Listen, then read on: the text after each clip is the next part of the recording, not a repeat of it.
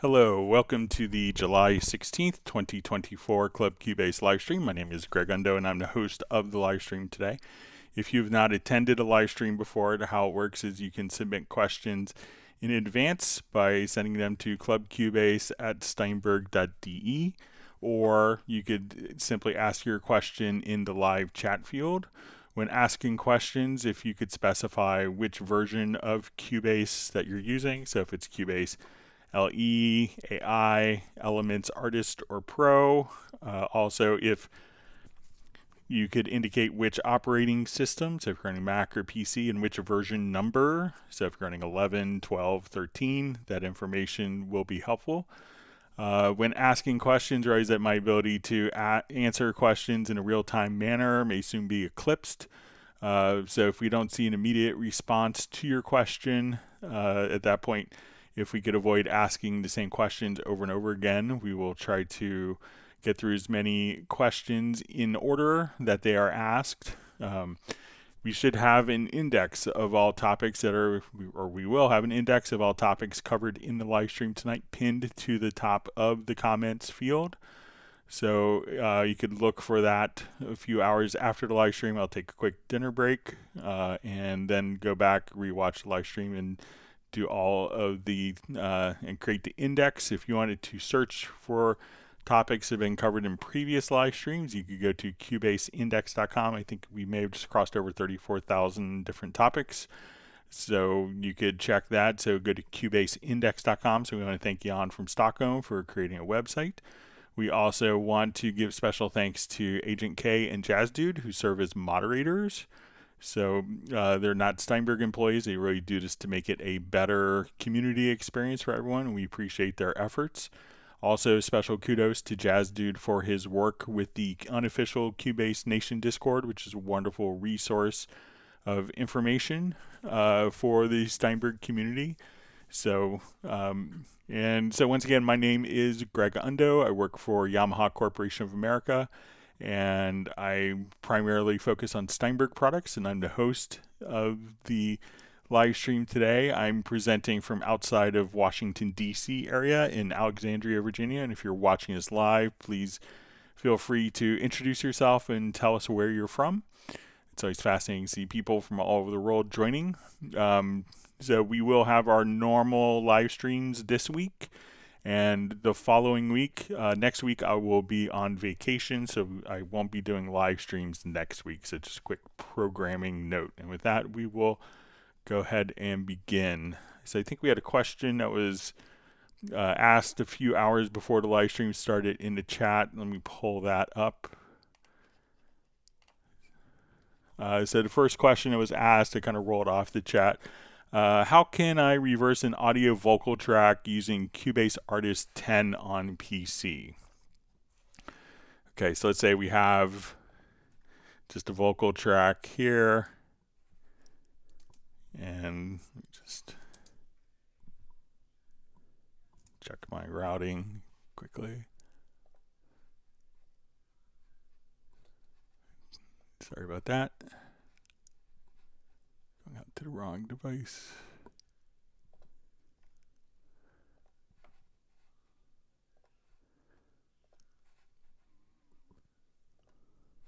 Okay. All right, so let's take a look at reversing. So let's say we'll now come over here, and we have a vocal file.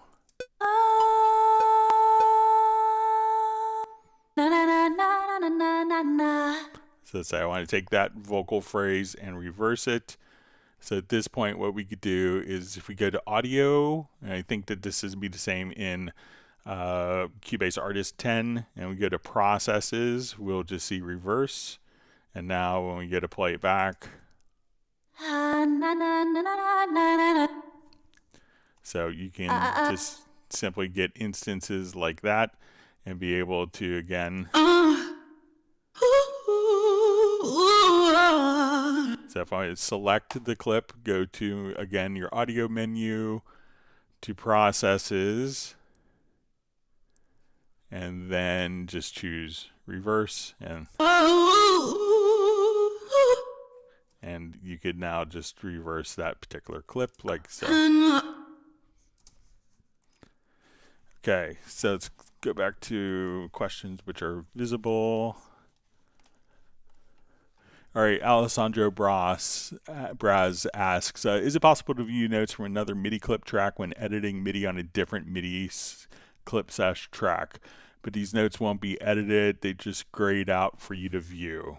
All right, so let's say I have a couple of MIDI events here. So I have this MIDI track and this MIDI track, and I wanted to view them simultaneously. So what we could do is, one, if I just select both events, and then if we just look at that and we go to the editor, at this point, we could see that we have one active part. So we'll say it's going to be, and I've chosen to kind of colorize these based on the actual based on the events. So when I come here, I can see my green part and do editing, but see another part as a reference. If I click on the other part, now this will become the active part. So if we want to look at this inside of our, if we go to like a full screen editor, here we can actually pick and choose which parts we want to see in our MIDI editor. So we can pick and choose, and at this point we could, when we click on one, we could have one as a reference, and then at that point, if we click on the other track, that could be the active track for editing purposes. So just select both tracks, and then you could launch them both into the editor and switch back and forth. So one could be a reference for the other track. So when I click on a part from the green part, we could do that. Or if I click on a part from the blue color, and if we wanted to, like while we're in here, we could choose to colorize based on not by velocity, which will be default, but by part. So we could just select the part right there.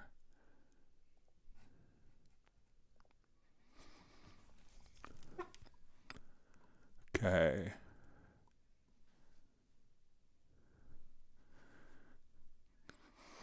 Wonderful to see Jan from Cubase Index on. We have Uno Memento checking in from Finland, where it's 23 degrees Celsius. We have Ray Kemp checking in from the UK, Millard Brown from Pennsylvania in the United States. We have Roland Stuff from Sussex, England. He just says, don't mention the soccer.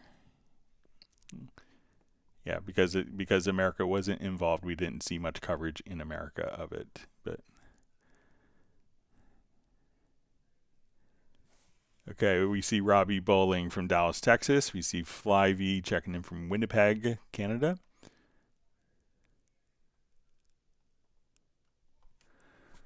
So we see, hi Greg, any updates on XML export from Cubase carrying track names?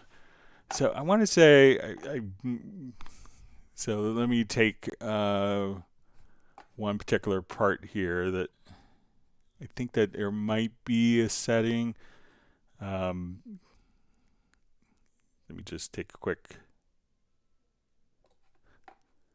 look, but there might be a setting in Dorco for showing it. I have a meeting with kind of Dorco team tomorrow, and I could confirm, but let's give it a quick try. So let's say I want to take my flute part here.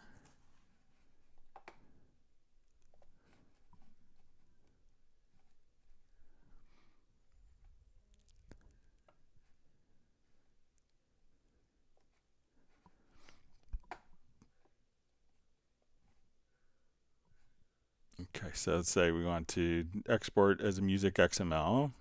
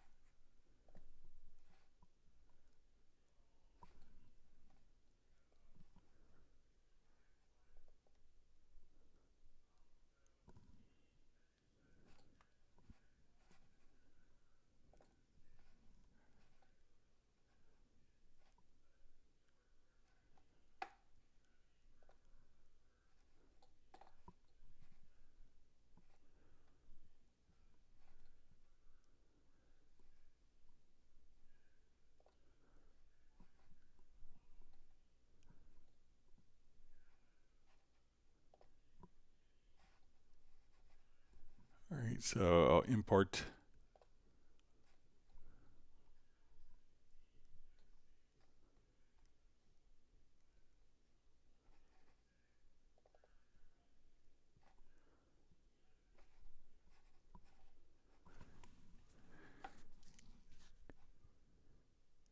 And let's see if it's in engraving options.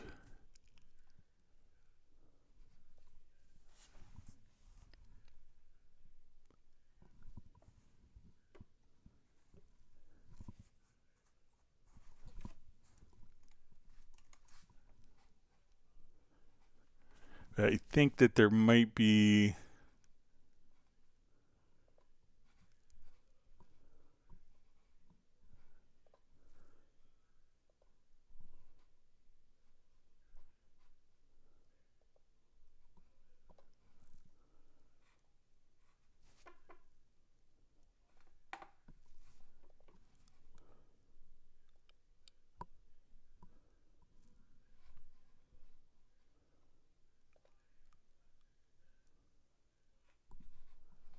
see if it's in engraving options that we could.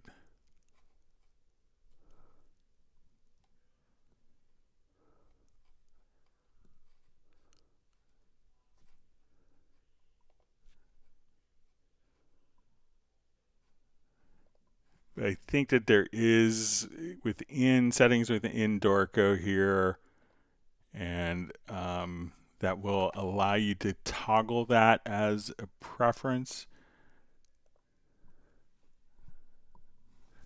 So let me just see if I could go through preferences in Dorico.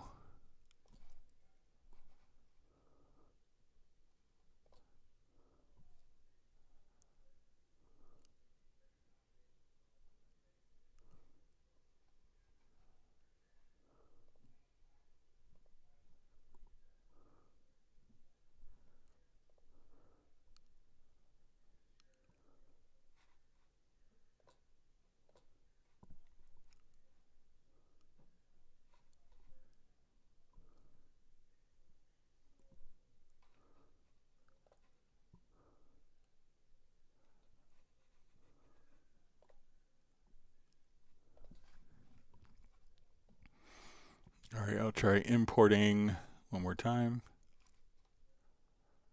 If not, I could have the answer for Friday's live stream.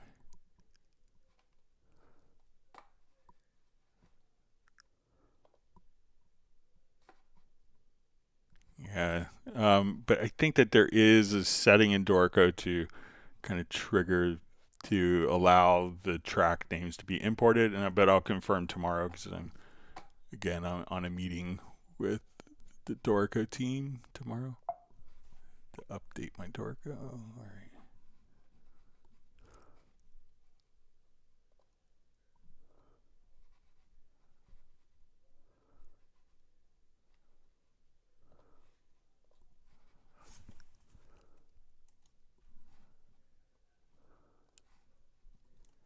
Yeah, so send me a quick email just to remind me for Friday's live stream, so I'll put it in the list. All right, wonderful to see Gareth on. All right, and we have Tim K. Always great to see you on from Zeist in the Netherlands.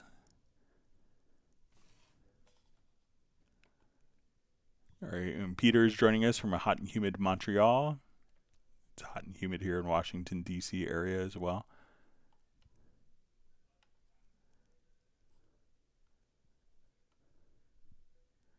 All right, and we have Martin checking in, I believe, from Germany. All right, wonderful to see Dallas LaRue back on. We've missed having you on. All right, so we have Steve Walker says, I just purchased my first audio interface in DAW, Steinberg UR22C guitar recording packs. Greetings from Scotland.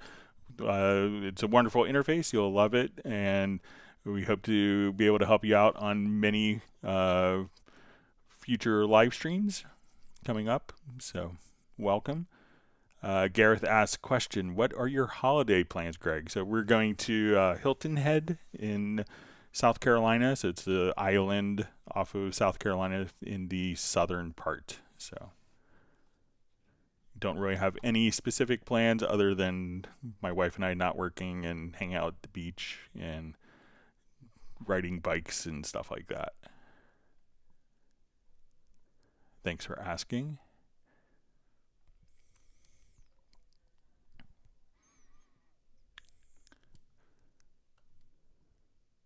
All right, wonderful. See Razel checking in from Denmark. We have PETA checking in from Austin, Texas. All right, we have Bharath, Chandra Naik Sapavat saying Namaste from India.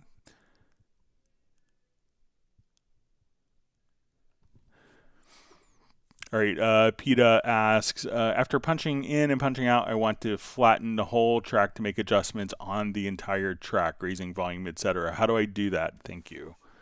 Okay, so let's say if we're doing like a bunch of punch-ins and punch-outs and we have files, so let me just switch projects here.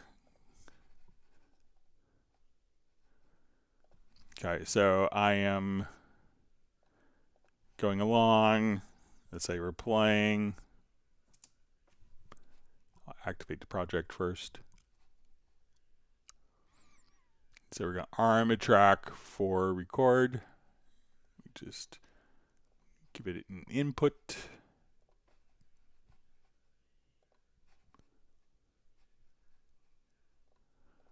Okay, so if we have a bunch of different tracks, so let's say we're recording along, punch in, punch out.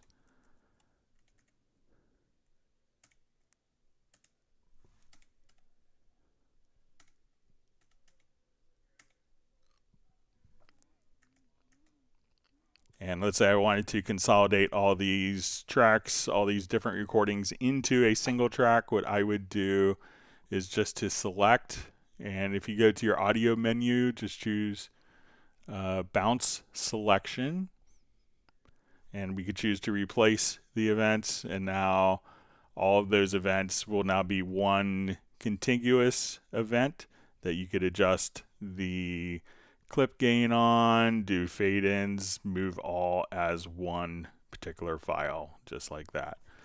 Another thing that you could do if you wanted to kind of treat them as kind of a grouped entity also is to come over here and hit Control or Command plus the letter G.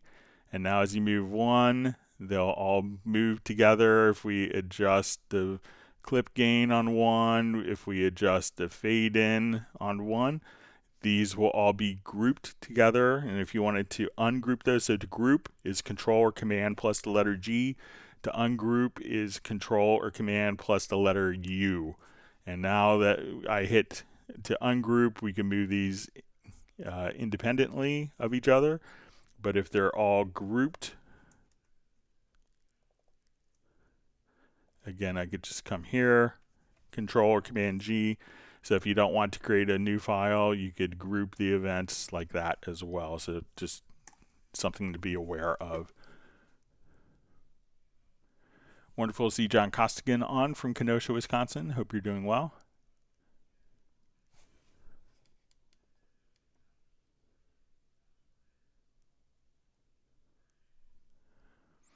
All right, so we see Learn with Steven asks, hi Greg, Cubase Pro 13, working with any events in a project, how can I move them perfectly vertically without them shifting left or right? Thanks. Okay, so let's say I have these audio events here, and I wanted to move it perfectly in time. So what can make a difference here is when we actually be very aware of which direction that you move it. So if I move it here in time, so I'm going to move it vertically. So let's say I move it vertically. So the direction I'm going to move is vertical. And let's say, oh, I accidentally shifted it. If we now come over, so let's say I move it vertically here. Then if I hold down the Control key, I can't move it in time here. So while it's before you release the mouse, so I'm going to hold down the left mouse button, move it down. Let's say I've moved it over. Now I hit the Control or Command key. Now it's locked and restricted from moving horizontally. So it's going to be in the same exact place right here. So again, just move it, select it, hold it down before releasing the left mouse button. So I've kept this mouse button held the whole time. Press Control or Command, and at that point, since I moved it vertically first, we can just come right here and adjust, and that way it's locked into the vertical position. If I move it horizontally first and hold down Control or Command, I can't move it vertically. So depending on the direction that you move, so move this vertically first, then hold down Control or Command, then let go of the mouse, and that will restrict the movement of the edits. So if you wanted to make, let's say, a copy of an event, we could also just come right here. So I'm going to hold down the Alt key to make a copy, and then hold down Control, Alt or Option key to make a copy of the event, Control or Command to then restrict it from movement on that axis. And since I moved it vertically, now I can't adjust it horizontally. Another method to kind of do this is if we copy an event, we select a different track. We could hit, instead of we usually hit like Control or Command C to copy and Control or Command plus V as in Victor to paste. But here if we hit Alt or Option plus V, we can paste it at origin as well. So that's a different command that you could use. If you're copying and pasting, you could automatically place the paste in the same exact time. So let me know if that's helpful for you, Stephen.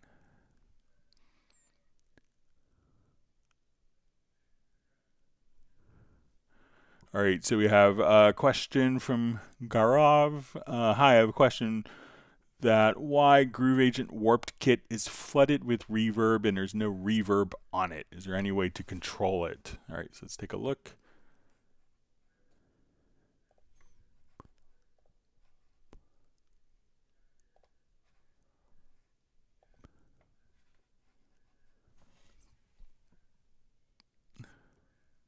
Okay, so let's go ahead and look for the Warped Kit.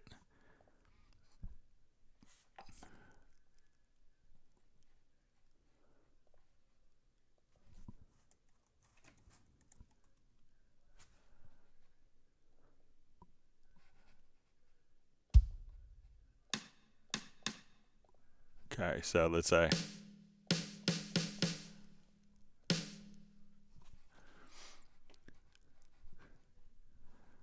okay, so I'm going to come over here to, I think, the amplifier section. So it could be that these particular samples just have reverb on them.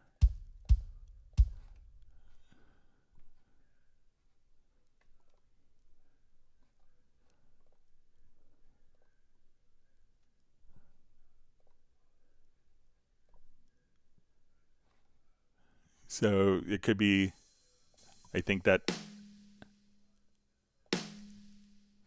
so there may not be any real-time processing on it from the plugin, but the sounds themselves may just be sampled with reverb. Because usually we would see it.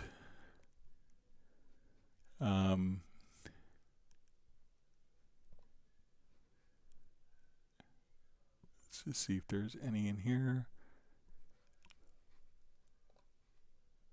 Okay, so there is reverb here, and so if we go to the mixer, and then we'll see the agent. So we have effects for the kit mix, and then if we click here on the aux, so it looks like there's reverb here, but again, let's say if I take this reverb off,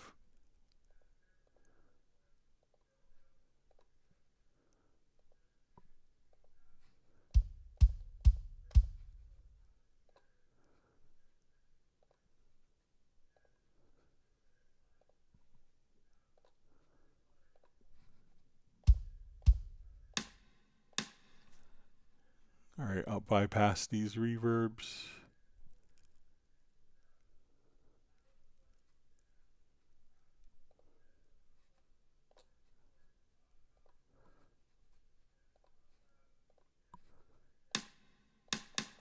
Yeah, so it looks like it's just going to be, let's come over here. Okay, so now it looks like it's maybe on. So we'll come over to, I'm going to select this pad. Let's go to edit here. And if we go to the amplifier section, doesn't look like the reverbs are usually, this is where we would see kind of the reverbs there.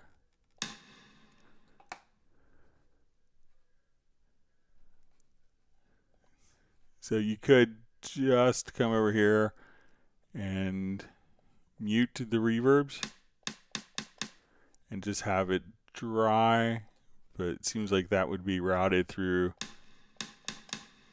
the aux send. So try just coming over here to the mixer and then adjusting the reverb right there. So let me know if that's helpful.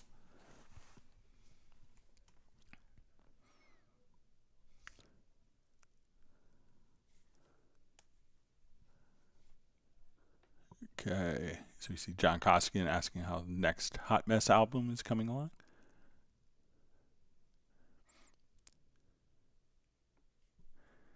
All right, so we have a question. When I color a track, it doesn't appear color like in your project, how to set that. So there's a preference. So let's say if I have these particular tracks colored and we wanted to adjust and see the colors represented here, let's come over to our preferences and go to user interface. And I think we'll see track and mix console channel colors. So I think if I take off tracks and hit apply, that the colors disappear. So when I turn the tracks on here, then the track colors would automatically show up and we could set to their intensity. And this also goes if we have the mix console checked here. So if we open up the mix console in the lower zone, we could see that these would, or we can see it more prominently here, that if we go to the mix console channels, that these can automatically be colorized as well just by checking that preference. So go to preferences under user interface to track and mix console channels. Then you could, if it's like these colors in this region, at that point you could just simply enable that on the tracks or within the particular mix console as well.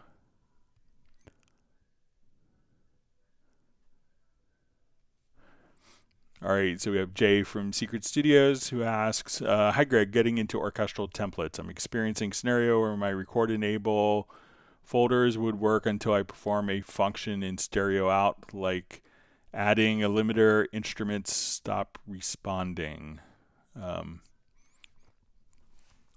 Check to make sure that if it's the plugin Jay is not responding. So let's say if I come here and on this particular track, let's say I have a vocal chain.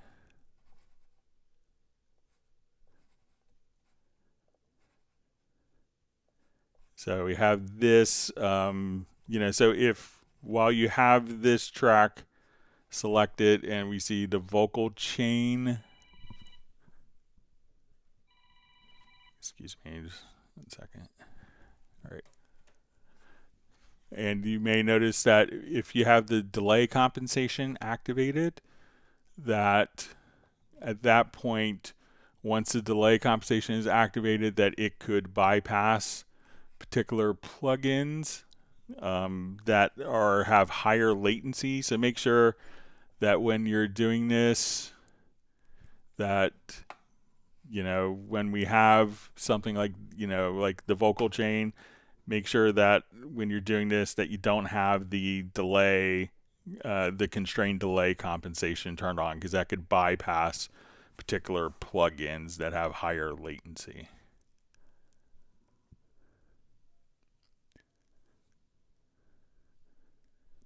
Okay, so you see from Val, just says he's lurking today, still in a session from Vienna. Thanks for joining us.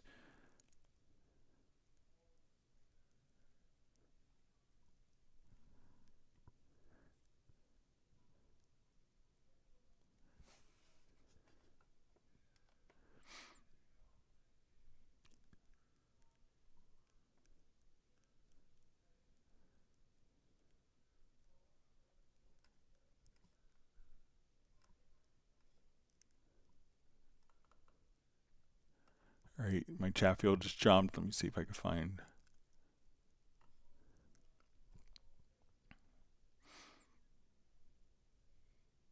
All right, so we have, hello, Greg. This is Rick from Clearwater, Florida. So you spent a lot of time there at the old Thoroughbred in Sam Ash at KPOC. It's a beautiful area. His question is, I'm new to Cubase 12 and need to understand audio setup in Cubase. I'm using a Motu 896 Mark III.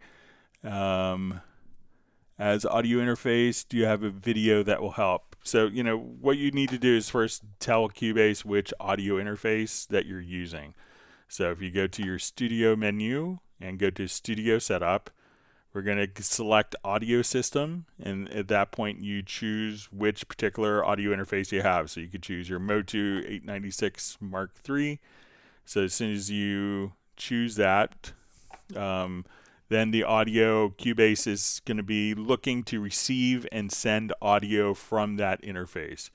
Now, which inputs it's receiving and transmitting audio from is going to be defined in the audio connections. So we could come over here and we will see inputs. You'll probably by default have a stereo in and a stereo out. So for just kind of starting off, you may want to just come over here and we would say, okay, I want to record from inputs 1 and 2 on my Motu 896 Mark III. So now when we go to an audio track, we could go to our routing tab and we can set which input it's actually coming from and the output here. So the output, so again, we'll go to your output connection. This would probably be out 1 and 2. Later on, we could experiment with the control room. But if I was just starting, I would just set the output here, set it to your Motu, out 1 and 2, and then that's really, and if you needed to record more, if you want to record like 8 inputs from your 896, all you'd have to do is come over here, select your inputs tab, and add a bus. So we'll say, okay, we want to add 6 mono buses, hit OK. And then we could just choose the available input that we see here. We could double click and change the name to something that's more appropriate for your studio. But first, start off by going to your studio setup, to audio system, selecting your audio interface there. Selecting it in the operating system isn't going to have an impact on what Cubase is seeing. Once that is defined as your audio interface where Cubase is sending and transmitting audio, go to your audio connections and set up your inputs and outputs tab, and then you should be able to get up to speed with your 896. And congratulations on moving to Cubase 12.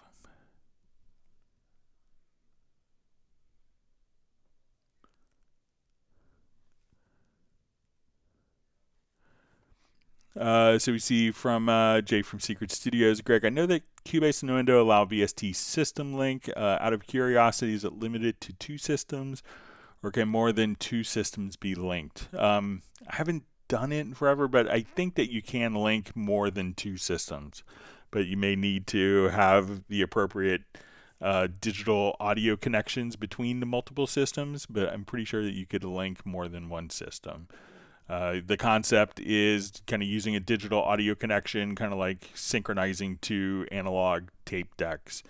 That's kind of the concept of it. So once you have it all kind of configured, I think you can. I would have to test it to give a definitive 100%, but I'm inclined to think that you would be able to. All right, wonderful to see Tim Weinheimer checking in from Mission Viejo, California. All right, so you see Gareth says he's going to be finishing up for the summer at the end of this week, so hopefully have some more time next week, maybe work on the next Hot Mess release.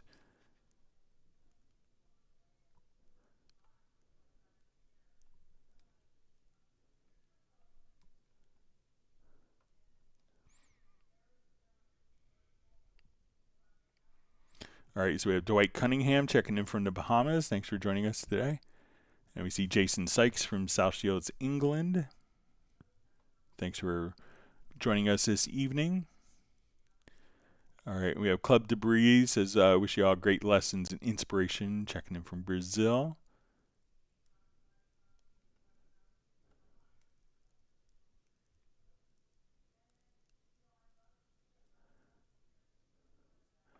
Okay, so we see from PETA says, thanks. Does that go for overlapping punches? And I think this was the question with just kind of recording audio. So let's say if we're here and we're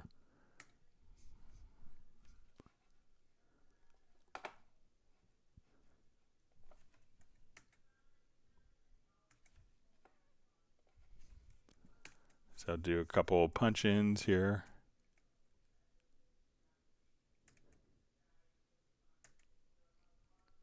So it should work for overlapping audio, just the overlapping part will be written and the other part won't be. So let's come here.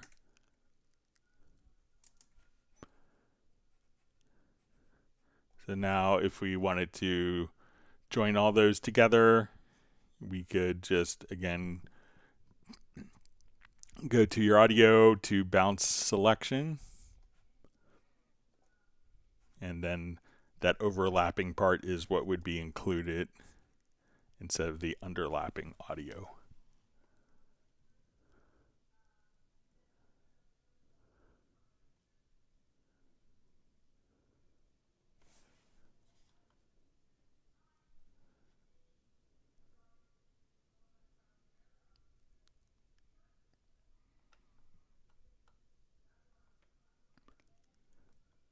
All right, so we have Voice Studio checking in from Iraq. Is there any way to add a third-party plugin to the channel strip? So no, the channel strip is, intended for just the particular plugins. So when we come here, these are going to be fixed to the different plugins that are available to it. If you wanted to run third-party plugins, at that point, you could just simply run it as an insert. So you have 16 insert slots in addition to the built-in channel strip. But the built-in channel strip is, kind of the intention of it also is to, so that everyone could have the same exact tools available that are available. So if you wanted to use a channel strip, it would work with every other Cubase user, whereas if we had a channel strip with a third-party component, someone that was relying on this, then they would have project incompatibilities. So that's why you could run any third-party tool as a typical insert plugin, but not necessarily within the channel strip. So, and just like most channel strip plugins, you can't necessarily run third-party plugins within those. But thanks for joining us from Iraq. Always wonderful to see Michael Teams from Weatherford, Texas. Hope you're doing well, buddy. Okay, so we have Mr. Timothy or M. Timothy Cimarron from Las Vegas who asks, I have a live version of a song where I would like to take the studio stems and duplicate the new arrangement based on the live version. Okay, so let's say we wanted to, I guess, take the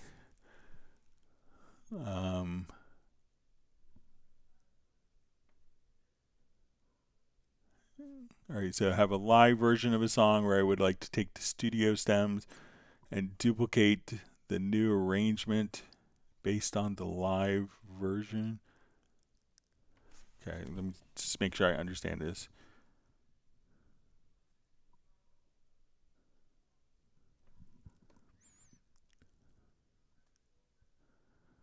Okay, so if you have, so I'm not sure if you have like the multi-tracks, okay, I guess you would with the studio stems. All right, so let me just open up a project here while we're.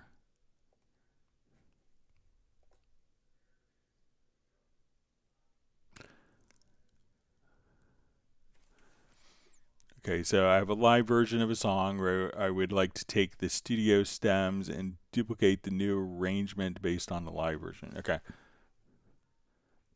So, one of the things, if you, let's say if we have kind of let's say we have stems, and, if we, let's say that all of a sudden we have, so maybe if we utilize the arranger track, so let me just add an arranger track here. So let's say there is like, maybe an extended guitar solo or something like that. So with the arranger track, we can come over here and say, okay, this is our intro. This will be verse 1. Let's say chorus, verse 2, chorus, bridge, and let's say guitar solo, ending. So let's say we have something like that. So I will come over here. I'm going to just double click, and I could say, let's go intro. So you'll hold down Alt or Option and double click, say verse 1.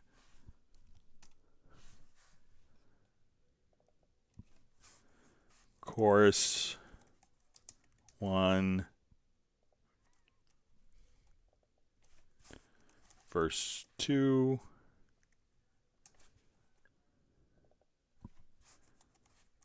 Chorus 2.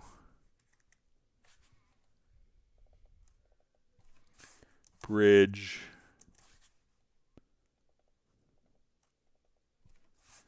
Solo. And we'll call this end. Okay.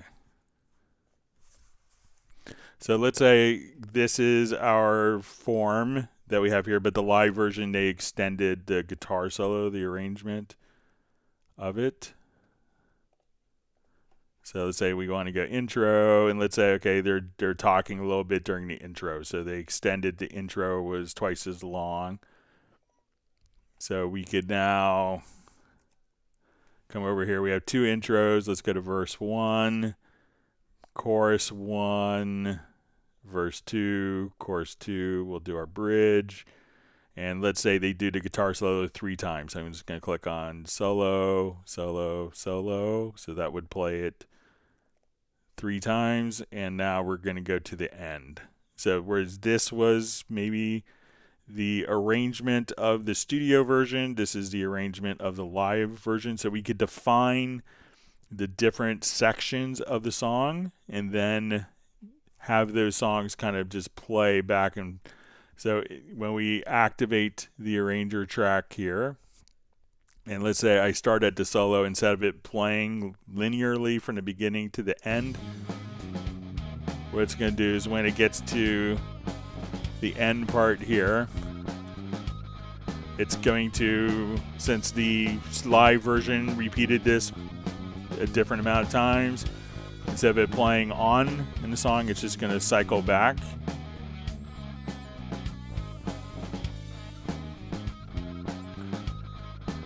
And we did this 3 times, so when it gets to the end of this part, again, what it's going to do now is cycle back one more time to match. So the studio arrangement can match the live song arrangement. And then after it's done this 3 times, it'll then go on to the ending. So this way we could take kind of a linear performance of the studio version and create the same performance and different arrangements of a live section. So let me know if that's kind of what you're looking for, or if I'm completely misunderstanding.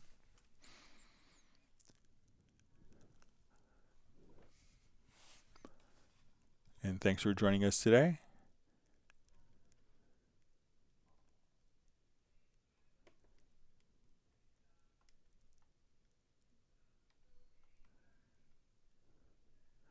All right, so we have Pablo just checking in, saying howdy and goodbye. Is only there to say hello. Thanks for popping in. We hope you hit the like button. All right, and we see Learn with Steven just says, thank you, Greg. That's very helpful. All right, so we see Michael Teams has granted Gareth 1 gallon of key lime pie ice cream for him and his daughter Lola.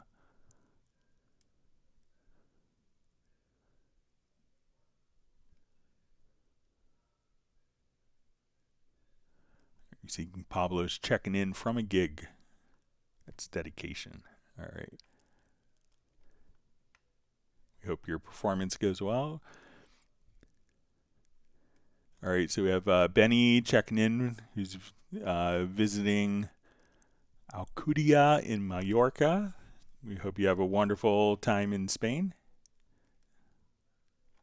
Got to go to east coast of Spain, to Gandio for a couple weeks when I was in high school. Loved it.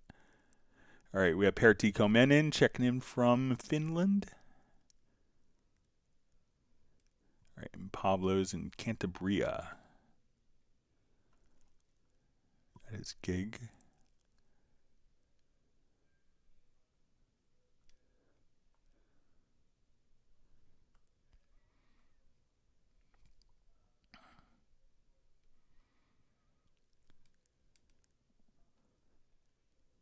All right, reading through comments. All right. Gareth has a question. It says, Greg, when creating a chord track, what's the easiest way to turn on an individual chord into an inversion or drop voicing? Okay. So let's come over here. I'll quickly add a chord track.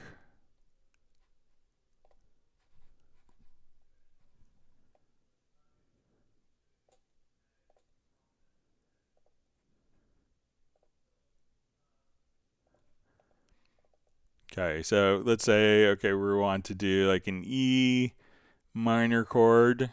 All right, so if we wanted to do like, you know, an inverted chord, you know, where the root note isn't, you know, so isn't at the bottom of the chord. So let's say, okay, we want an E minor chord but a G in the bass. You could just come right here and just adjust the bass note accordingly. So let's say if we're doing E major, you may want to say, okay, we're doing an E with a B in the bass. So you could just simply adjust the bass note here, and that way we could just choose to, and if we look at the chords here, I'll make this larger so it's more obvious to see. So just change the bass note accordingly, and then you could have all of your chord inversions set up just like so. So we can say, okay, I want an F with an A in the bass. So let me know if that's kind of what you're looking for, Gareth.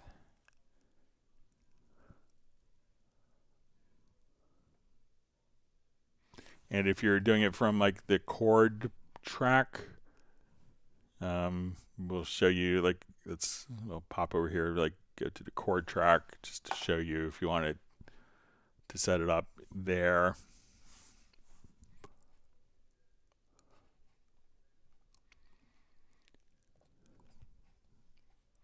So we're going from Chord Pads. So at this point, we could just kind of come over here. So we have kind of different chord voicings and clicking. So we can transpose there. And as we come over here,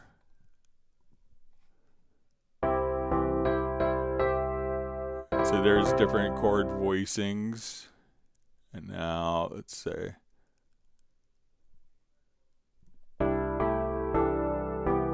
there we could add different tensions if you wanted to. So you could also kind of do some of that from directly within the chord pads as well, and experiment with those.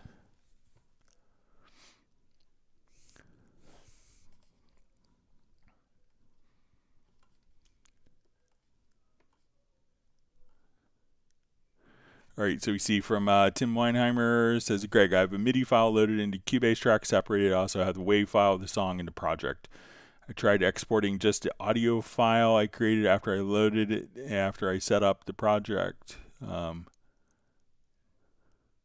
I tried exporting just the audio file I created after I set up the project. Okay, let me see if there's... okay, so in the next part, when I export the audio track, I get the MIDI audio instead of the WAV file I added afterwards. What am I doing wrong? Okay, so let's create the situation.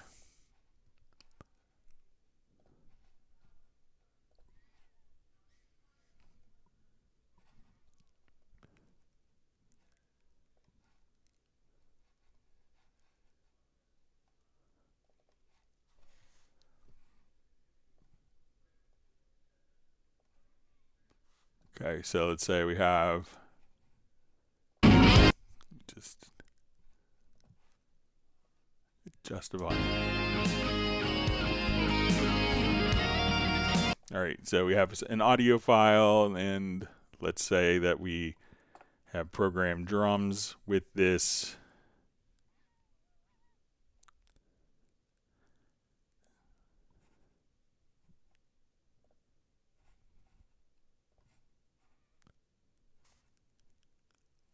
I'll do a quick tempo detection on this.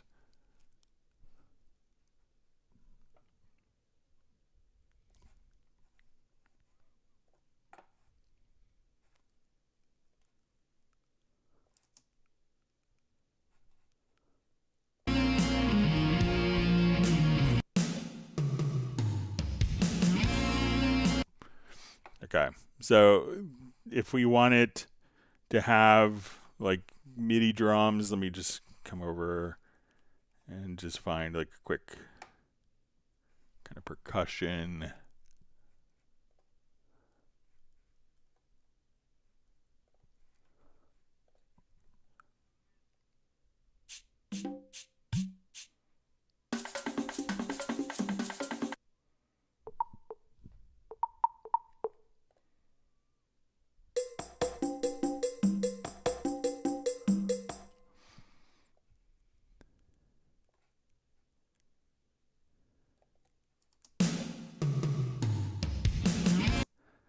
Okay, so let's say we have now audio and MIDI that we're working with.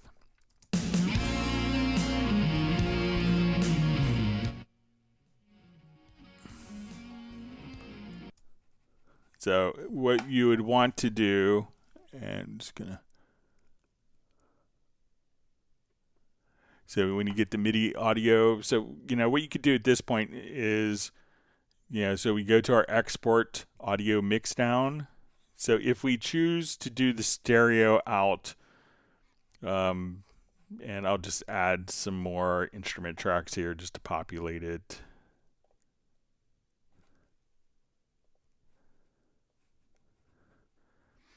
So if we do stereo out, that would include the audio plus all of the instruments. But if you wanted to have just the audio, select multiple, and then you could only select the audio file here, and that would export it. So, when you have single selected, all the instruments and the audio would be included. And if you didn't hear the audio, maybe it's because it is, sometimes if it's record enabled, then you hear only the MIDI. So that could block it from being heard or having an audio file generated if it's record enabled. So make sure that, there's some preferences when you click select a track that it record enables it. But, so right now when we're in single mode, this would include all of the virtual instruments plus the particular audio track blended, mixed together. And when we get to multiple, if I only wanted to hear the audio, if I just selected multiple and then only selected the audio but none of the instrument tracks or MIDI, then those wouldn't be exported or included within the export. So let me know if that makes sense or if I'm misunderstanding, Tim.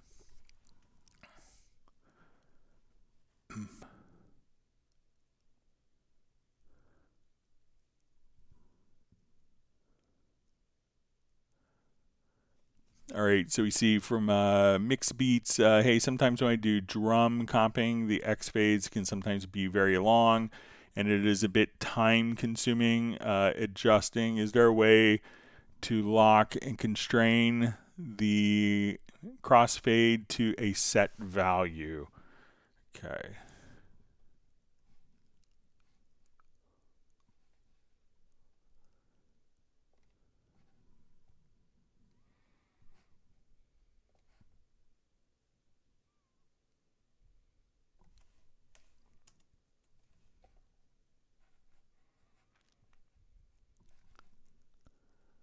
Okay, so usually when we do a crossfade on an event, it's going to be kind of determined by what is overlapping, how the event is overlapping. So if I have this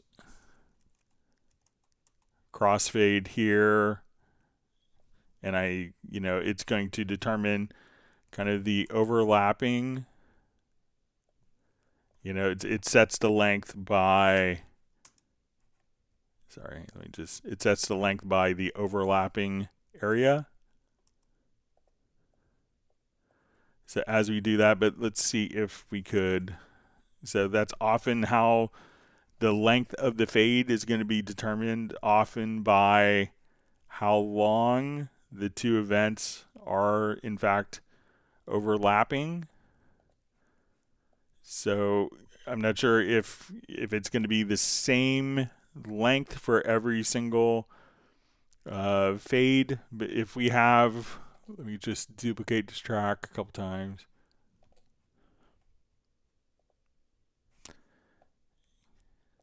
So let's say if I come here and we do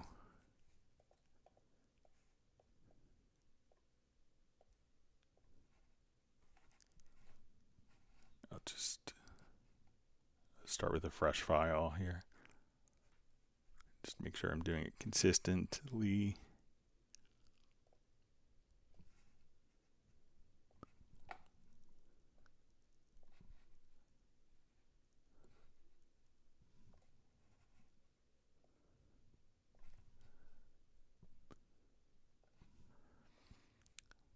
All right.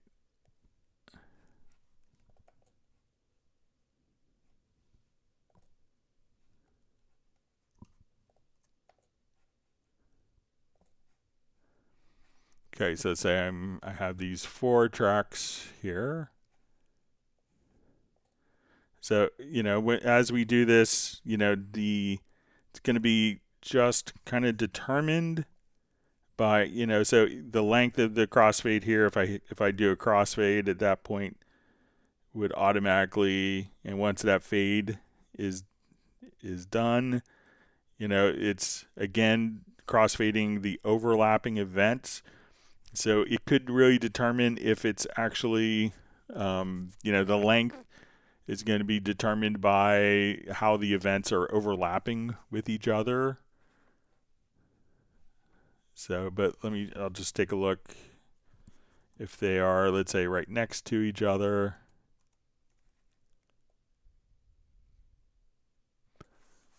Let me just adjust my grid to. So let's say if we had done a range cut here, so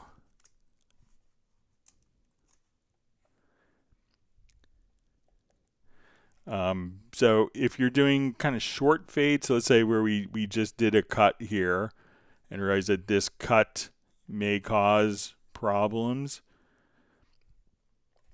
Like if we look at this, but each of the tracks, one of the things, if you're not aware of, also has kind of a auto fades setting. So if we come over here, we could see kind of the auto fade settings here, and we could set, okay, I want to do my crossfade between the two events, and when we adjust our crossfade length here, we can make it let's say 106 milliseconds.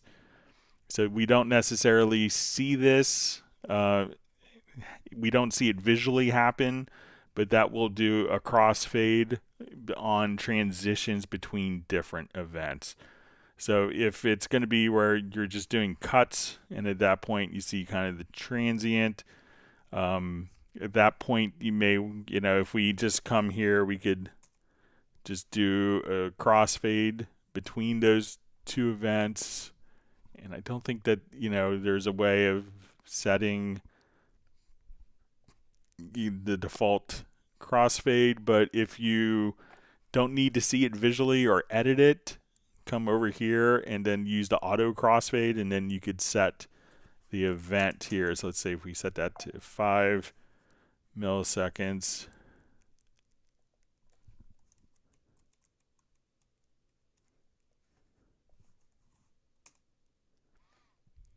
So, but let me know, if it's a type of drum edit where they're kind of right next to each other, and then, the auto fade settings may save you a lot of time overall with that scenario. All right, Michael Teams wants people to whack the like button. All right, wonderful to see Stefan checking in from Sweden.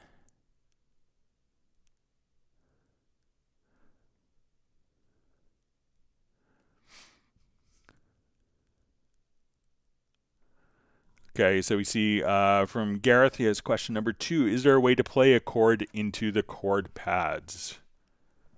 Okay, so let's say I wanted to come here, and I think we just activate this MIDI icon.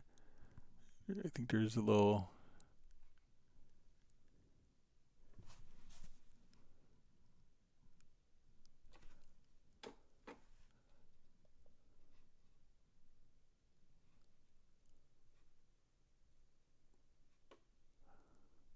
All right, I'm just...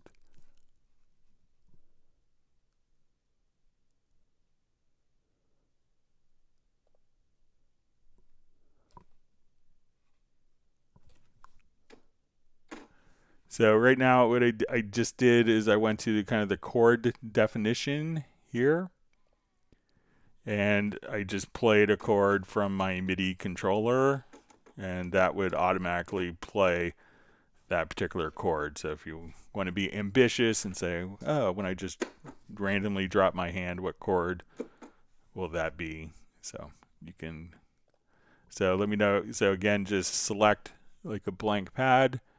You can come over here. You could define a chord or just play a chord in from your controller.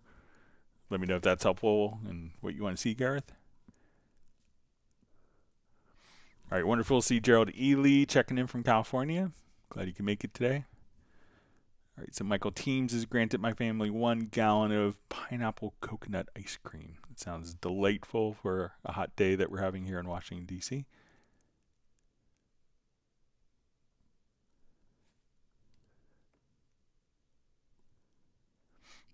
All right, Gareth is saying, perhaps a general overview of the chord pad features might be best for my dumb brain. All right, so let's come over here. Let's say first we want to pick a sound for the chord pads to go through. So if we come here, we can trigger, if we're not good keyboard players, kind of like myself, I could try out different chord ideas for a song. So let's say, okay, and there's all sorts of different presets that come with it. So say, okay, let's come over here. We'll just randomly go to daydreaming chords.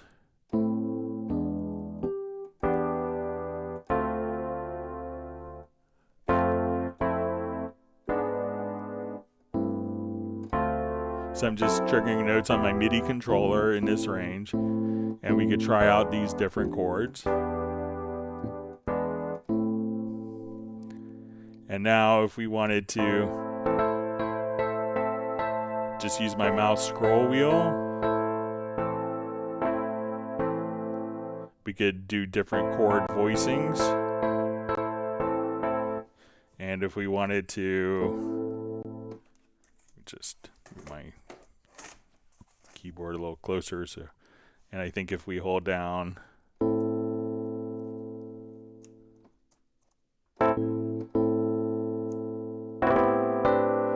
And if we hold down like the Alt or Option key, we could go through different chord tensions, and the Shift key will allow us to also come up with different transpositions, and we could also do that with these particular icons. So we could try out kind of different. And if we wanted to see these, let's say if we were a Nashville songwriter or working on charts where we may have to change the key frequently depending on the vocalist, we could also see this as kind of different chord settings. So we could say, okay, I want to see my note name, or I want to see Roman numerals. It's kind of what I used to do in college for analysis, or if you want to see the Nashville number systems. Now, if let's say we're in the key of A, and as I'm playing,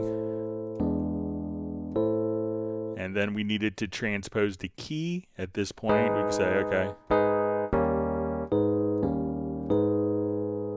I could change the tonic and just change my root key, and all the chords will transpose accordingly. Now, as we are kind of working on this also, we could, instead of just having it play plain chords, we could choose for it to be kind of guitar voicings, which would be different chords. So let's say if we're here and we're in the key of E and we have guitar voicings, and then we play D.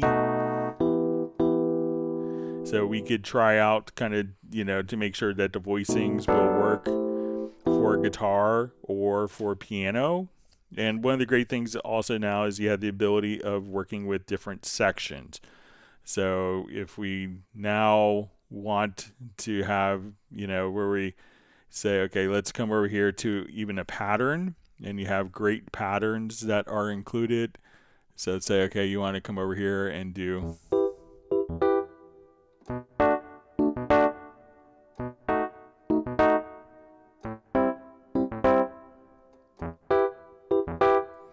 So let's say now I couldn't play that particular pattern, and we could drag and drop patterns onto, so we could make our own patterns and have those patterns that we could trigger. So if you played one great lick in one particular key,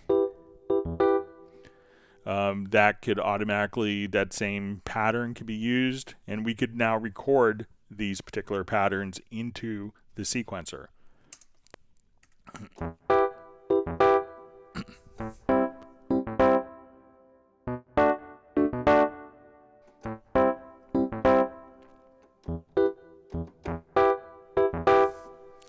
So now when we look at that, instead of us just playing like one single note that triggered that particular pattern, we can now just have that pattern automatically recorded directly into the sequencer, right into the Cubase project. So those are some of the uses of the chord pads. So let me know if that's helpful for you, Gareth.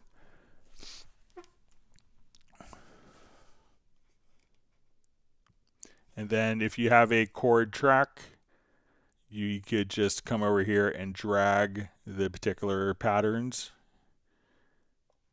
right into the chord track from the chord pad as well.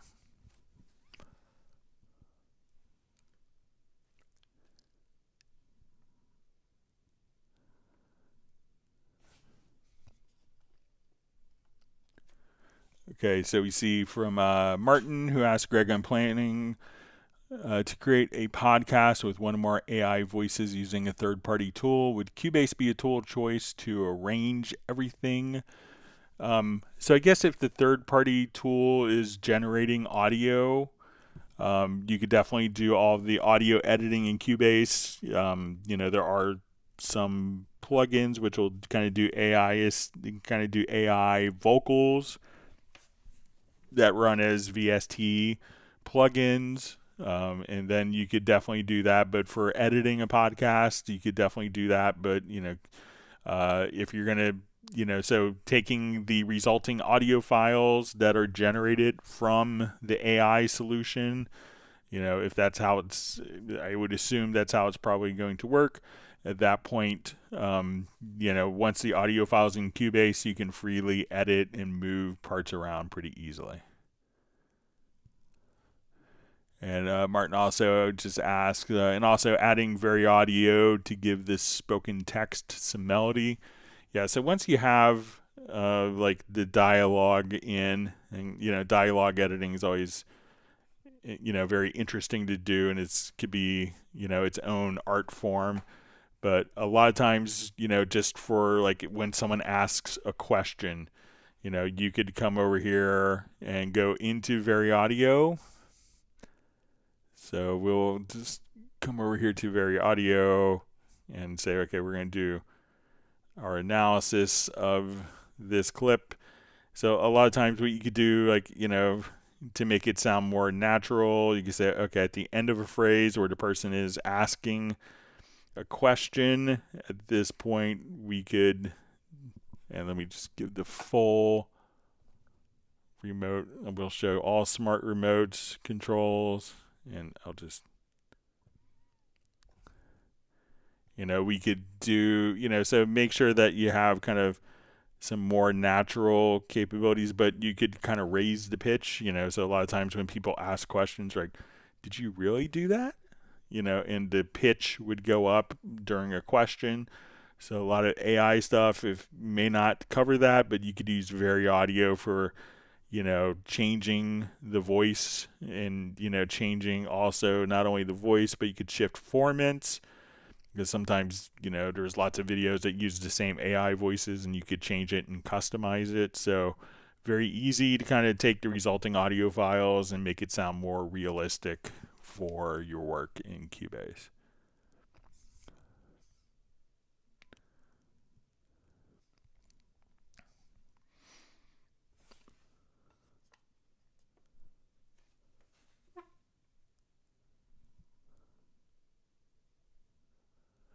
All right, so we have Yasin El Baghiti asks, please, how to move a MIDI note horizontally very slowly to the right or to the left, and what is the shortcut that does this in the key editor? Okay, so let's take a look.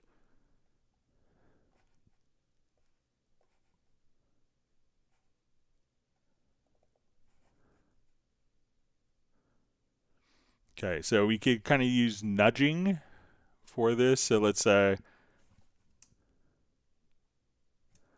I want to take this particular note and kind of move it to the left or right. So this could be set by kind of the nudge value. So right now we have the nudge settings and I have this set to like an eighth note.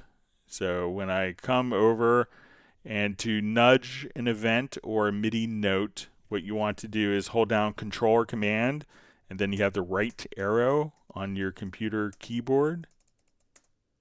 And then at that point, we could, so the right arrow to nudge it later in time, the left arrow to nudge it earlier in time. So Control or Command plus the right arrow, Control or Command plus the left arrow, and that would allow us to nudge. And when we're doing this on our main project window,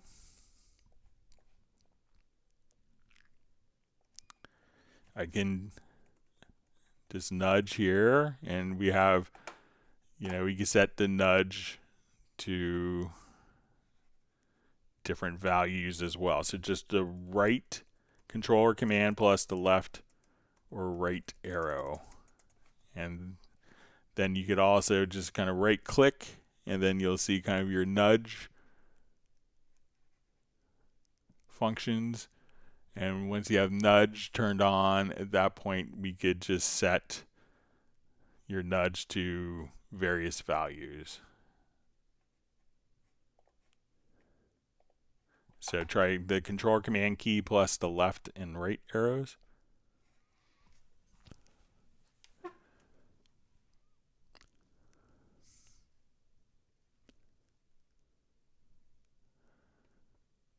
All right, so we see from Dwight Cunningham. Greg, can you explain the on-screen keyboard?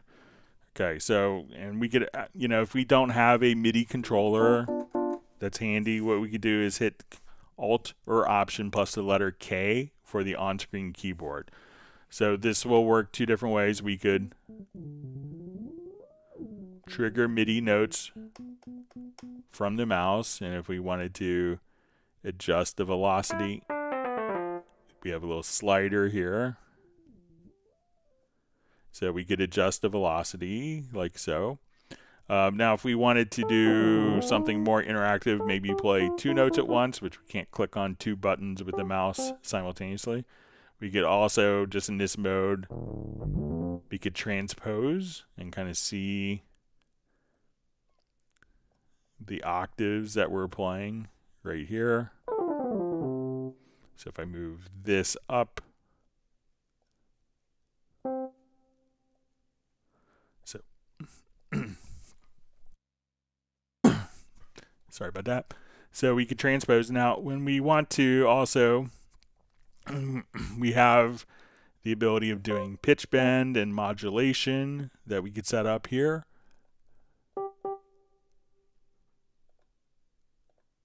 And if we click in the lower right-hand corner, we can see that we have these letters and numbers. So what this is going to allow you to do is when you hit Q on your computer keyboard, so now we can,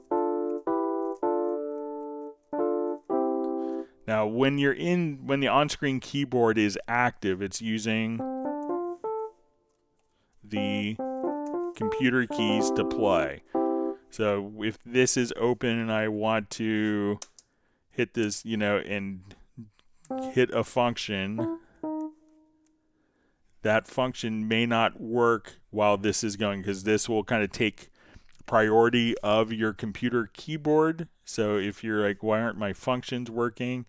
And that's why you see that little yellow message. That would indicate that those particular functions aren't working because the computer keys are being blocked for the on-screen keyboard. So again, Alt or Option plus the letter K, and now we could play.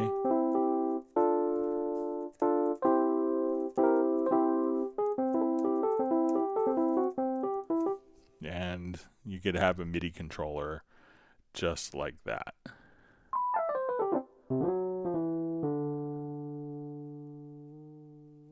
And if you wanted to click on it with the mouse and move your modulation wheel, you could go left to right. Or that's your modulation wheel if you go raise it up. And left to right would be your pitch bend. So let me know if that makes sense for you, Dwight.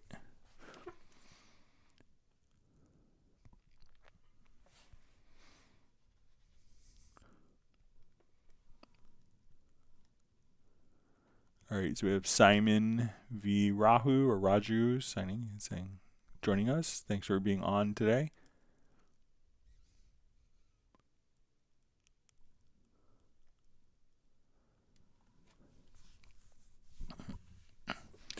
All right, so we see from FlyV who asks, I'm just wondering what's the best way to get samples on beat with the metronome. So if it's a drum loop, what you could do is, so let's say our tempo here is, I think, set to 100 beats a minute.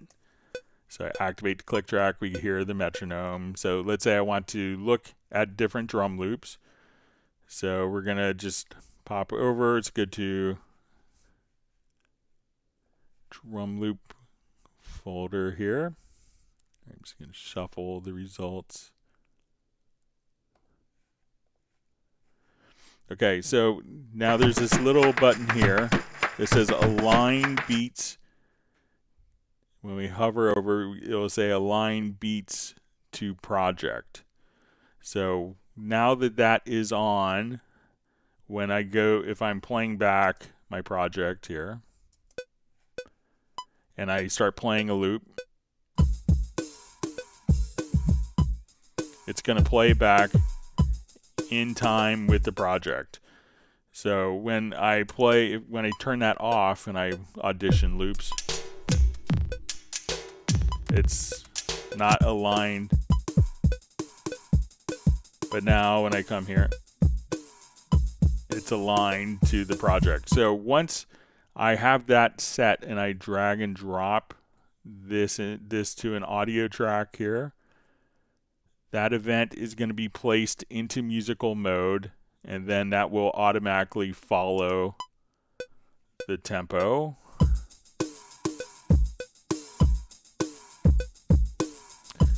If I want this loop or audio file to play back at its original tempo, I could select it and then deactivate musical mode. So this is the original tempo. Has no correlation with the metronome whatsoever. I put it into musical mode. Now that loop is going to lock to the tempo. So if an audio file has the tempo information embedded, which just about every drum loop does, placing it into musical mode will have that automatically follow to the grid, to the beats, and be aligned to your project in Cubase. So let me know if that's what you want to do, Flyvy.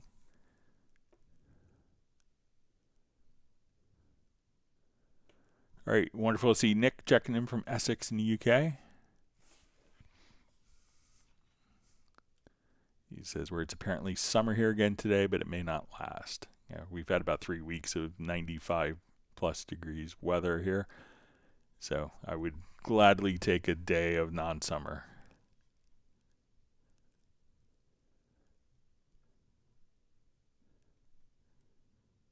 Glad you could join us today, Nick. Reading through comments.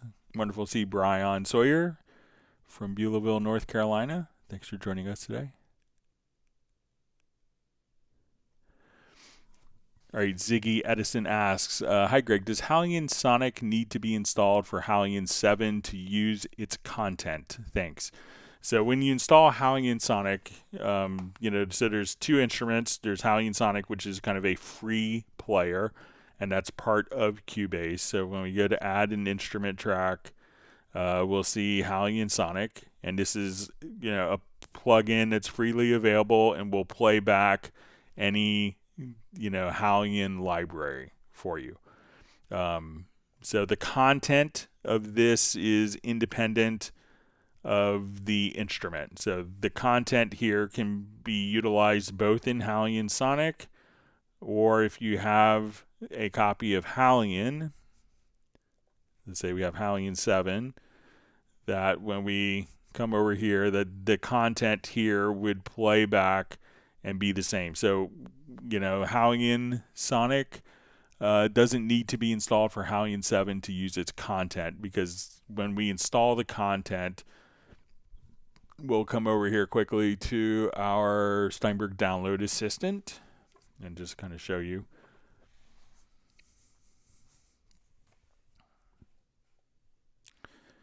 Because the content is kind of downloaded and installed as a separate process from Hallian Sonic. So when you install Hallian Sonic, it's just going to install Hallian Sonic. And then when and the content is going to be installed independently.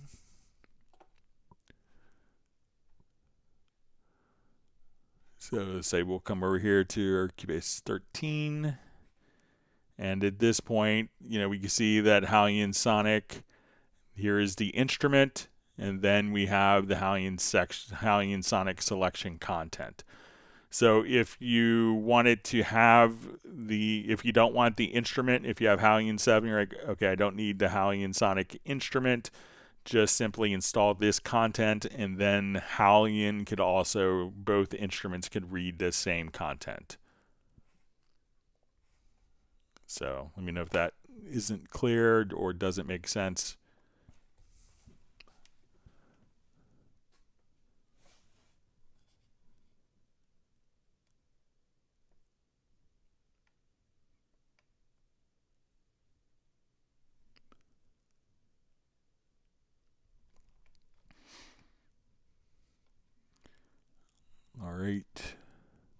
All right, so we see a question. How can I test different kicks from my personal library of samples in Groove Agent, and how to keep the samples that suit me to compare between them and make a final decision? Okay.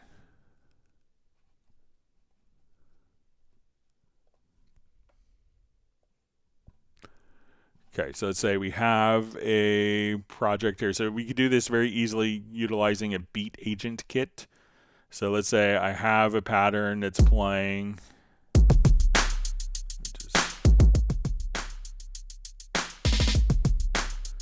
All right, so I want to go to the instrument here. And then we can see this little folder icon to the right. We're going to click there. So I want to replace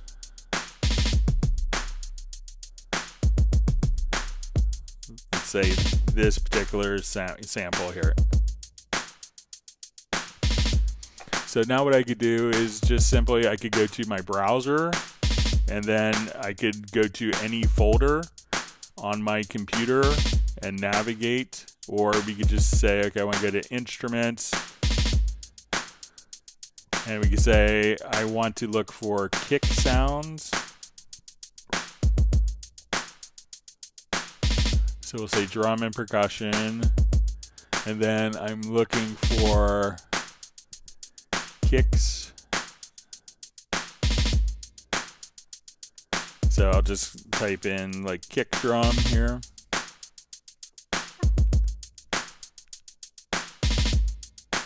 Okay, so we'll say kick drums. I'll go to all. So now I have this pad selected while it's playing. I could just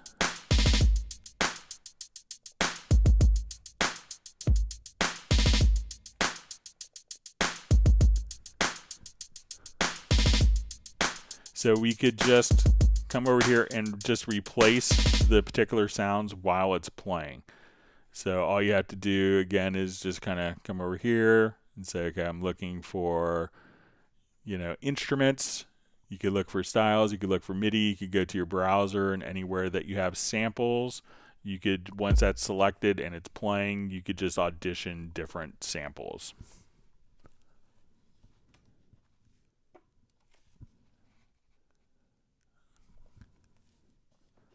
All right, Michael Teams wants people to smash the like button. All right, so we see from Vincenzo Iomelli says, greetings. Is it possible to reset changes to a single note in Very Audio? Okay, let's take a look.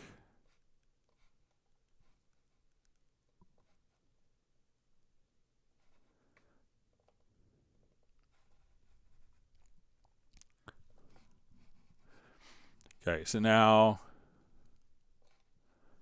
let's say I've done a number of adjustments here in Very Audio. I want, okay, so let's say I did too much editing. All right, so once I select a particular note, so let's say I did all of these settings globally here. So we'll quantize our pitch. I did that globally. If I select the particular segment, like the individual segment here, all you have to do is just simply make adjustments here, and that way it's making adjustments on the selected event versus where we had multiple events selected. So you could just kind of come right over here, on a particular section and make your adjustments accordingly right here.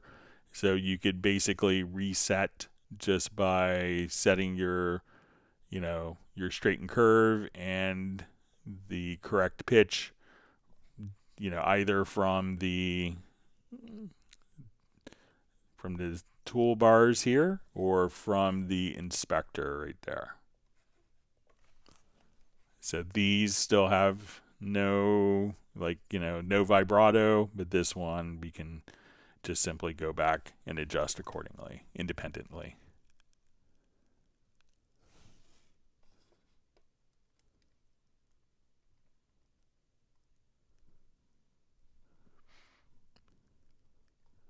All right, Michael Teams wants people to smash the like button again.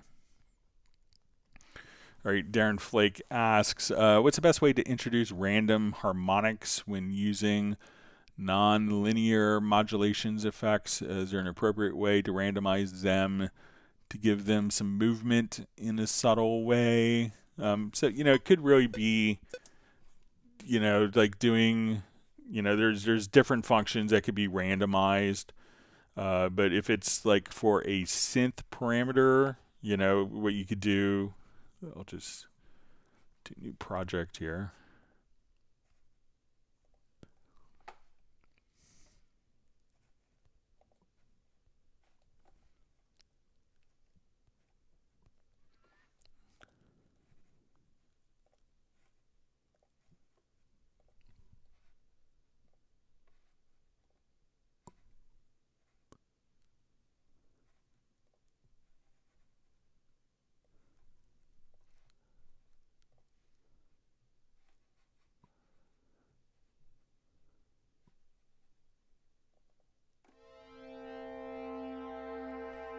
Alright, so let's say I have this and I want to just kind of randomize this envelope a little bit. So what we could do is I'm going to open up the LFO plugin. And we could do this as a MIDI insert. So I'm going to just say, let's go to my auto LFO. And this is going to be transmitting on MIDI CC10. So let's say I want to, now we'll just say, I'm going to learn CC. I'll learn CC for this. Then I'm going to move CC10. So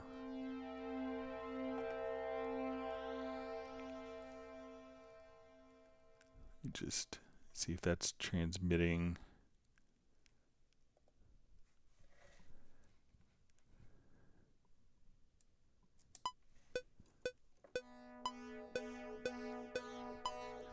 Okay, so now it's learned that CC, and then we could say, okay, I want this to be,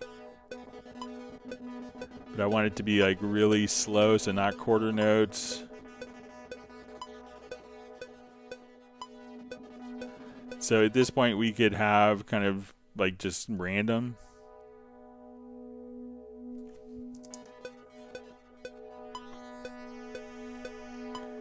And over like 2 measures, we could just have that parameter.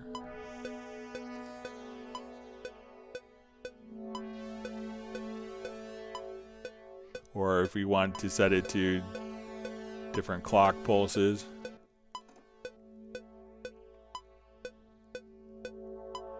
So that the sound could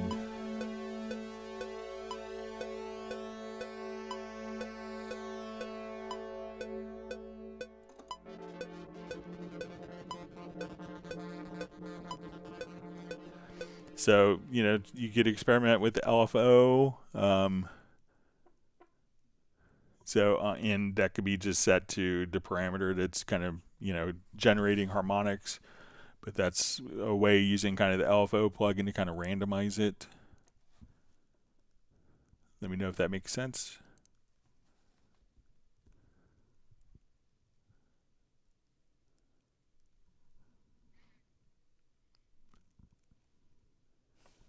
Okay, just reading through comments. All right, we see Daniel on.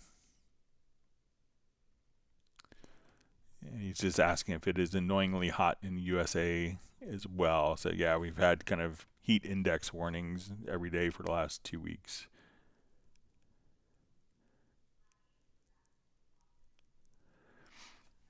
All right, Vincenzo asks, greetings, is it possible to insert a plugin only on the left or right channel of a stereo track? So yeah, we'll show you how to do this.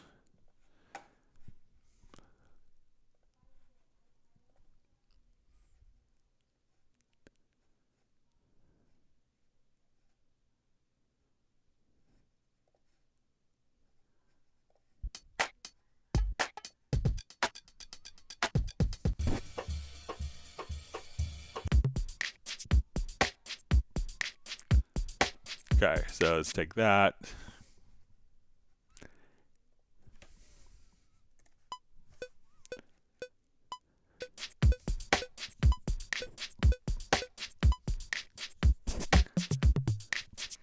All right, so when we want to insert a plugin that's only going to be on one side, what we could do is just come over. Let's go to our inserts. So say we want a flanger that's only going to be on one side.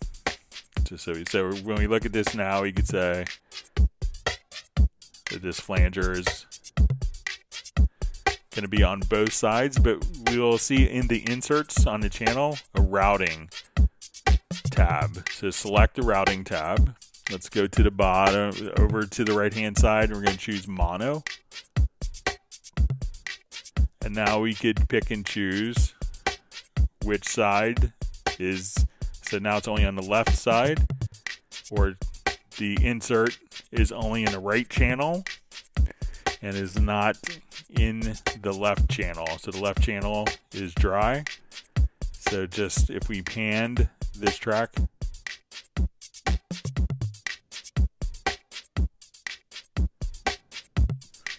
so again, just when you have the insert, come over here and let's say if you want to even do something like very obvious like a reverb,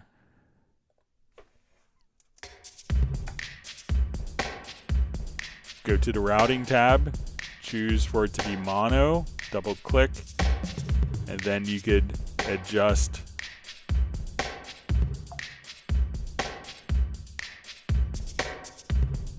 so again, I'll just come here, let's make it mono. And then you could just simply adjust accordingly. So give that a shot.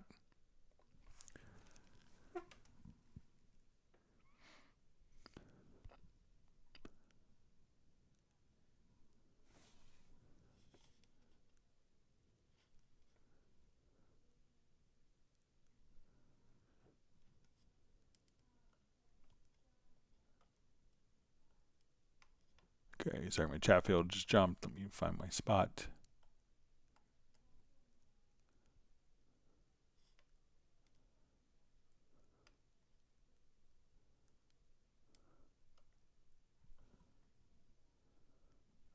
Okay, I'm back where I was. Okay, reading through the comments.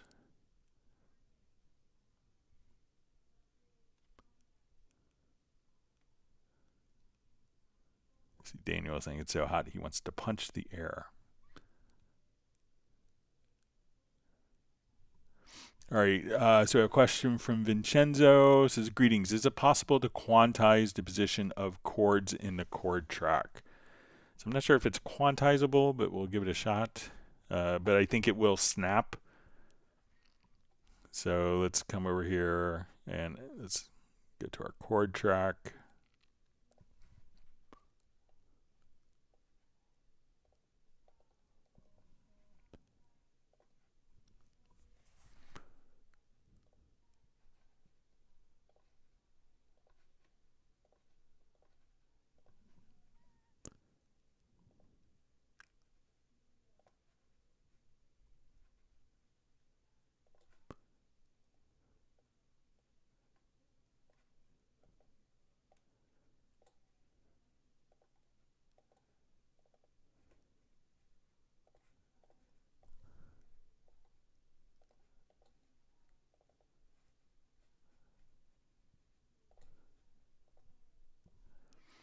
Okay, so let's say these are off here.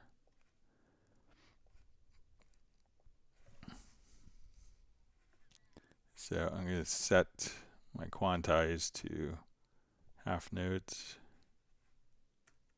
Yep, yeah, so you can actually quantize the chords. So as we can see, these are all, this D was early, this A is late. And I'll just make this easier to see visually.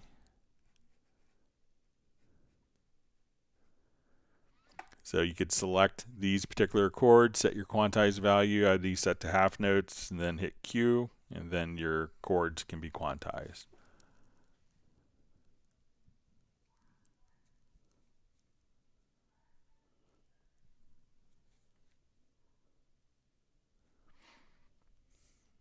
Let's see. Daniel is impressed with Michael Teams translating to Celsius. Google's a great thing. All right.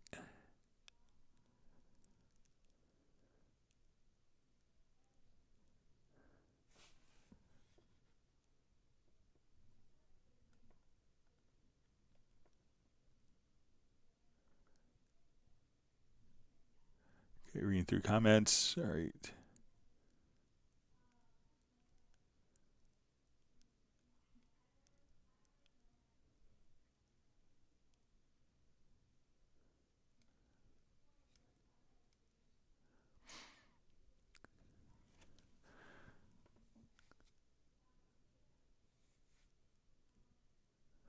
All right, so we see from Dwight Cunningham, just says, Greg, can you explain the live chord input, please?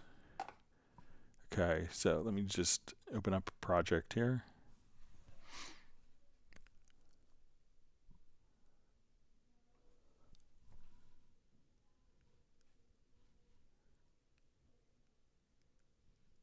Let's see if I have this one. I'll just open it. Doesn't look like it's in my recent list.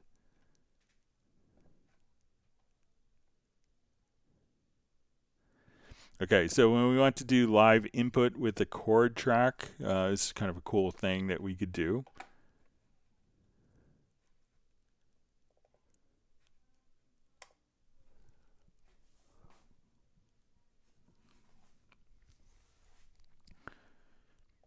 Okay, so I'm going to create a chord track from, we have a piano part here, and I want to create the chord track from that. So we'll come over here. Let's go to my project, to chord track, and we'll say create chord events. Okay, so we now have our chords that were generated. Let's come over here to my string part. All right, so I can play chords using my piano keyboard. And one of the great things that we could do is, let's say we're playing along with our project. I could take this particular chord pad here, and I'm going to take this string track.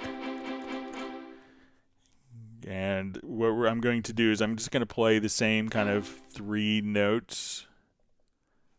And we'll just make this as more visible. So you can see that as I play, I'm just going to hit these 3 particular notes. And in the chord part, what we want to do when we get to the chord track is we're going to set this for live input. So I'm going to turn this on. So what it's going to do is, as I play this project, it's going to look for the chords from the chord track. I'm going to play the same 3 notes on my project here. So let's say as we're playing along, all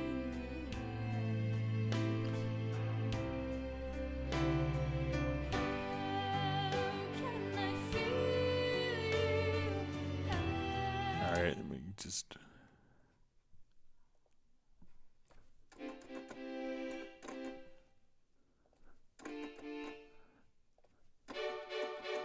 all right, so what I'm going to do now is I'm going to play those same 3 notes, and these chords are going to change. So we'll go ahead.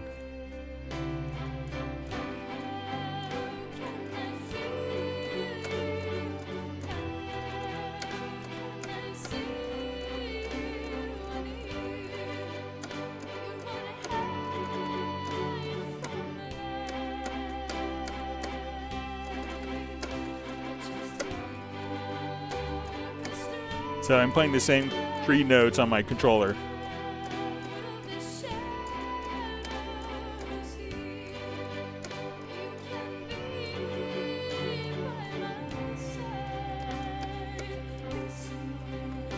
So now what it has done is I played 1 chord from my MIDI controller.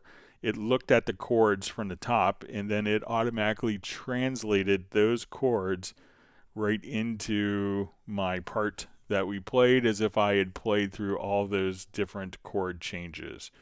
So this way the live input will take your MIDI input, and as you just start playing, will just automatically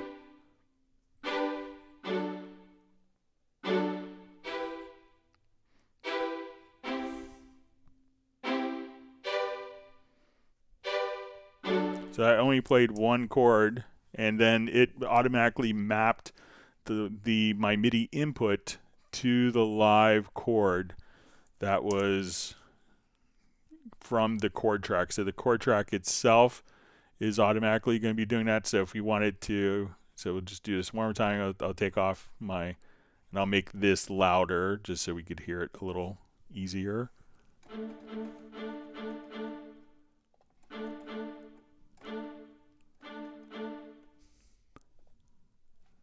Just get to the instrument here quickly.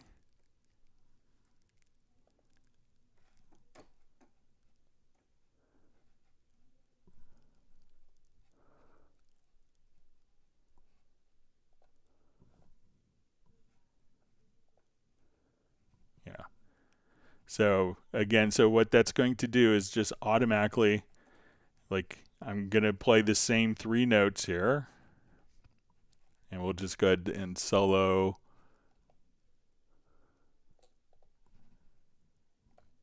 I'll just erase this. So as we're playing,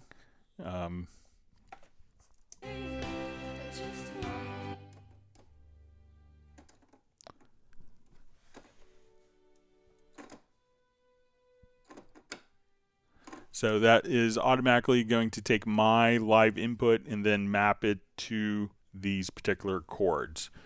So it's a great feature.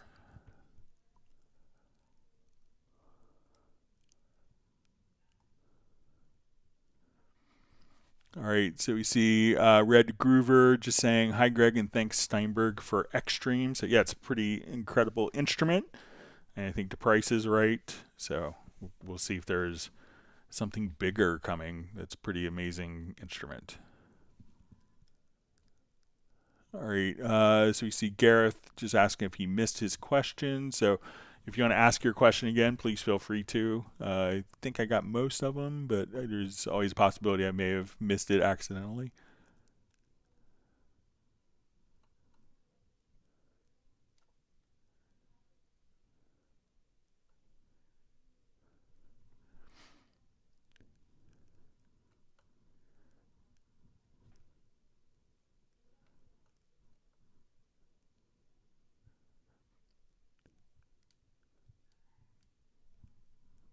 All right, so, all right, just reading through comments, questions. All right, wonderful to see Tiago checking in from Brazil. Thanks for joining us. Always great to see you on.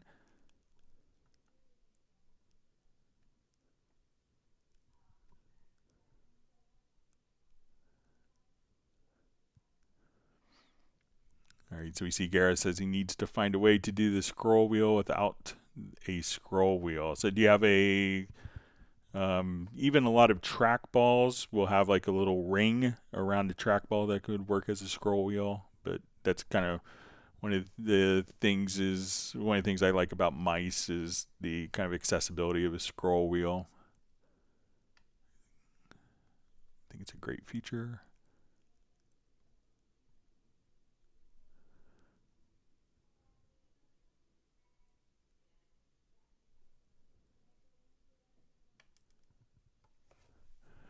All right, so we see from Tim Weinheimer says, thanks, Greg. The problem was I didn't see multiple in the export window, and I selected it. Worked perfectly. Thanks. So glad it was a one mouse click away from happiness solution for you.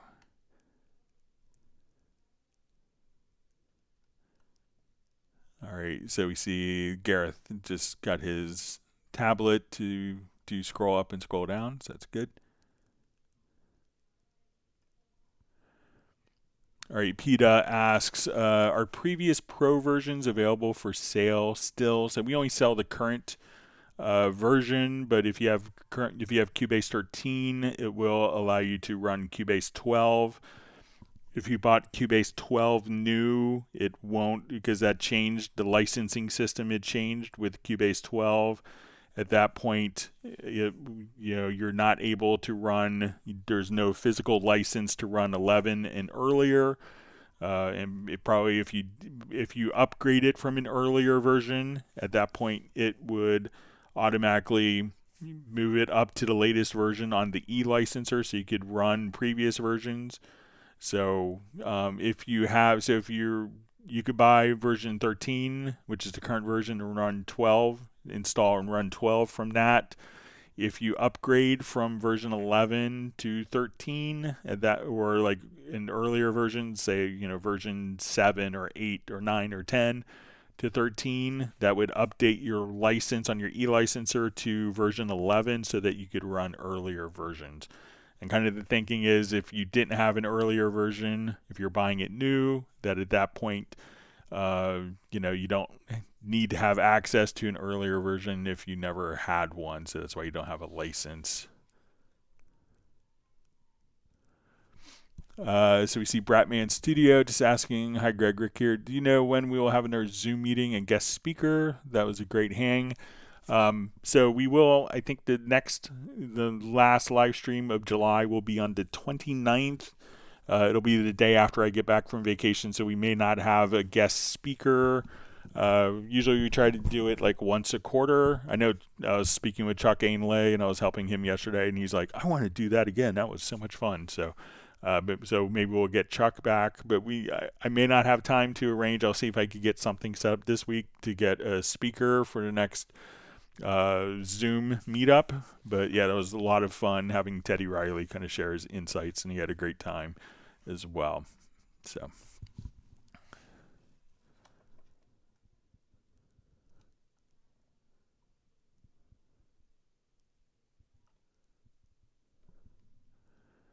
all right, so we have Ritesh Gandhi says, hi Greg, can you please explain how to change the voicings in the chord pad and chord track, as it's confusing as how to change the voicings. Okay.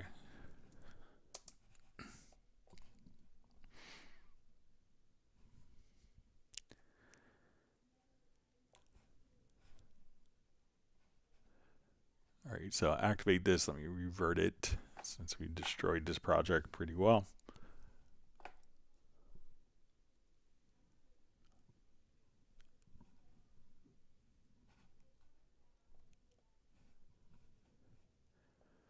Okay, so the voicings and inversions kind of will be independent between the chord pads and the chord track.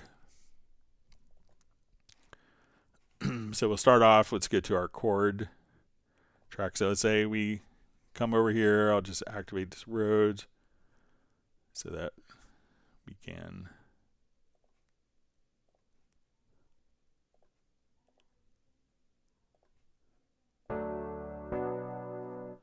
okay, so on the chord track, what we could do is just come over here,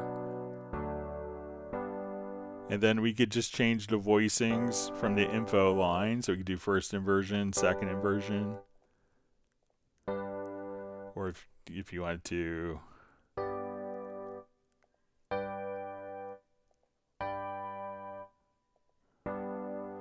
and also if we go to our chord track, like on the actual track itself. So now when we want to come over here, we could choose whether we want this to be a basic chord, so like a basic triad, or if we want this to be a piano voice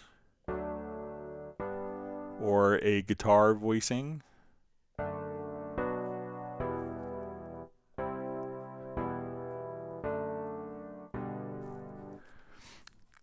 So, and then you again will have the different variations and different voicings right here from the info line as well. Now, when we go to the chord pads, just as we discussed before, and I will activate the chord pads. So here, as we're working with, the particular chord pads, we could say, we'll see these little arrows. So we could just come right over, let's see.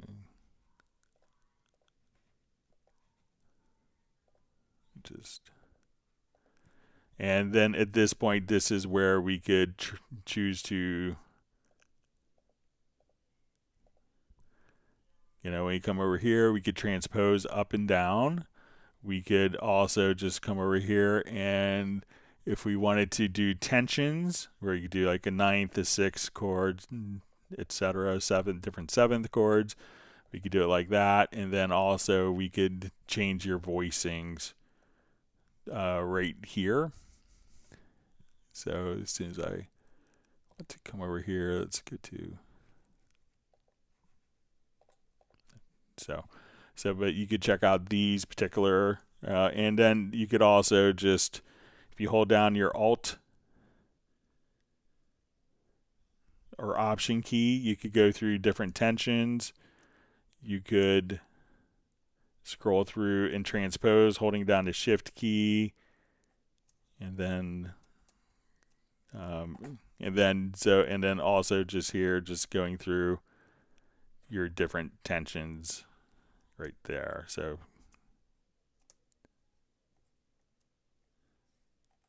and just your scroll wheel to change tensions. So let me know if that makes sense. All right, so we have DJ Mixes checking in from Switzerland. Thanks for joining us today. All right, so we have Aldo Lamana checking in. Thanks for being on the live stream today. I think Aldo is a colleague that works at Steinberg.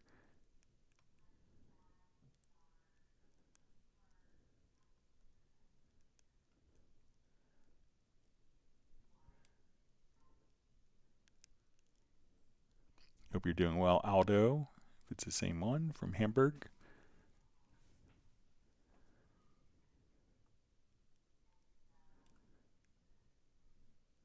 All right, so we see Dwight Cunningham says, thanks, Greg. Really appreciate the information. So you're welcome.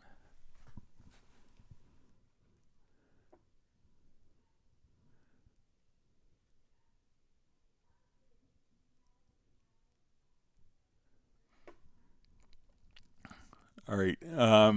So we see from Yash, who asks, I have two questions for you. How do I undo/redo changes in a VST/VST3 synth, like X for Serum or Yuhi Diva?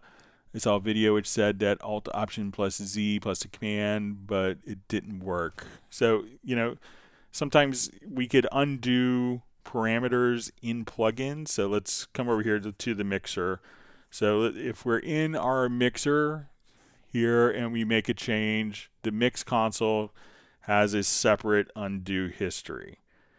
So if we want to come over to, let's say, this track, and I make a change here, I don't think it may not work for all VST plugins. So here when I make changes, it's just regular control or command plus Z for undo, redo. But, and it could be like, as we see Hallion, actually, if I make changes here inside of Hallion as a plugin has its own undo history. Now, as we're working with, different effects, let's say if we go into our mix console and I adjust my fader, my panning, I open up an insert, I modify the parameters of the insert, we can now see an edit history here. So I will see if we open up a Hallion's, let's open up a different instrument. I think I have a Groove Agent.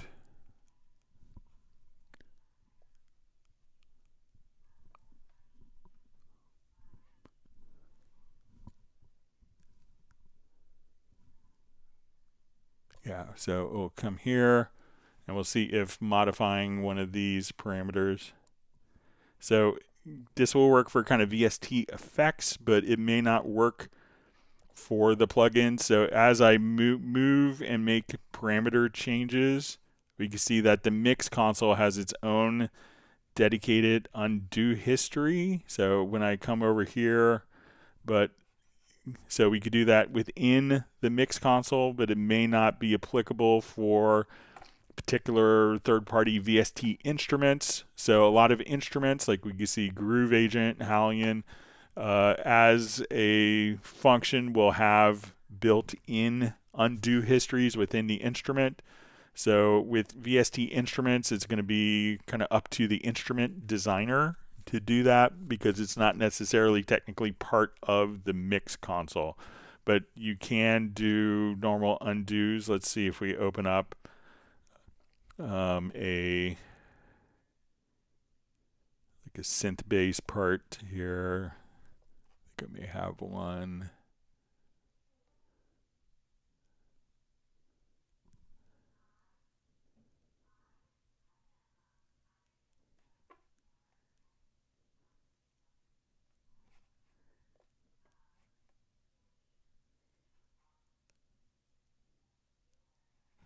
Okay, I'll just add one here quickly.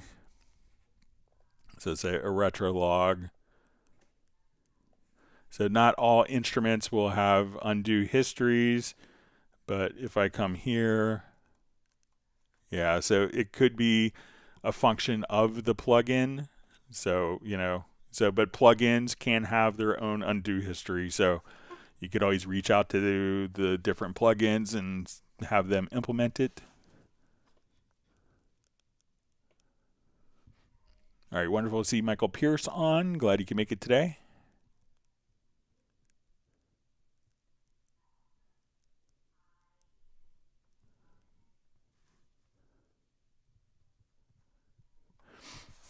All right, so we see a question from Carrie directed to Jazz Dude. Says, by the way, I bought a Motif XF DVD fully loaded. My synth is. It still leaves operating questions, but nothing on VSTi extension in Cubase Pro. Thanks for your help a couple weeks back.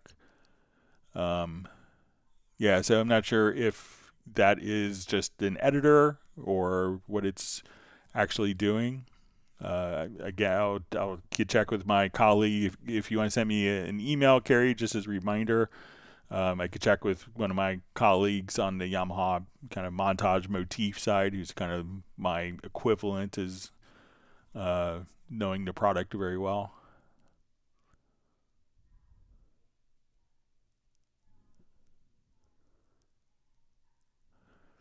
All right, Ziggy Edison asks, Greg was trying to understand content licensing better. I was following a tutorial and could not find the Hallian hexagon sound and wonder why. So does earlier content automatically work with later VSTi? So, it could depend on the VSTi, but earlier content would work.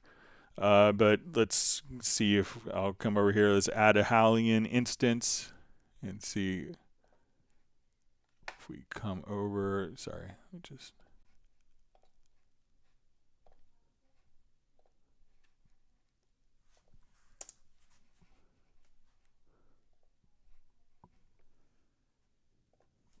So I think hexagon used to be kind of the former kind of.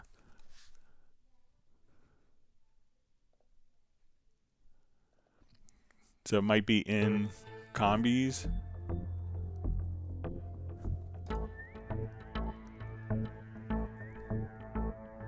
So when you don't have the content that's licensed, now hexagon is a multi-instrument, so it's a combination instrument as opposed to a single instrument. So it could be, so look under HS3 combis. I'm pretty sure it is.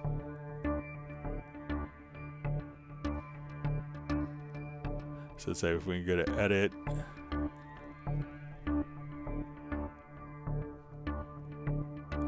Yeah, so I have mine working under HS3 combis.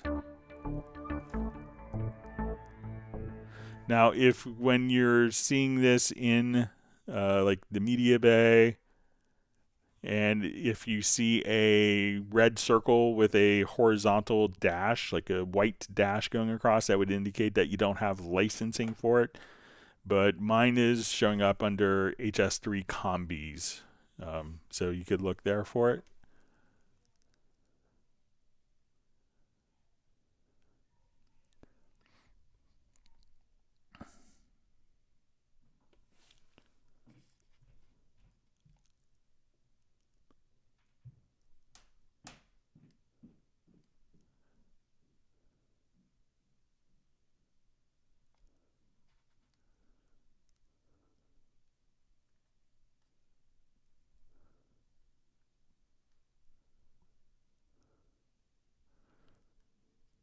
All right, let me just find my spot. My chat field jumped.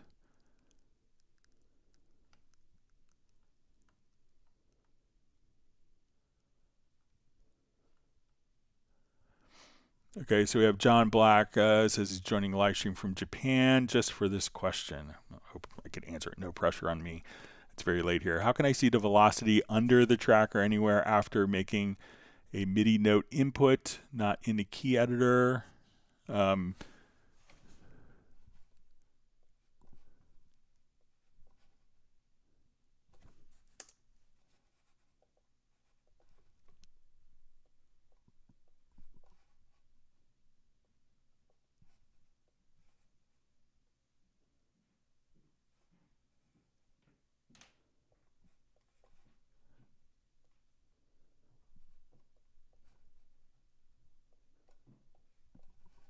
All right, let me just.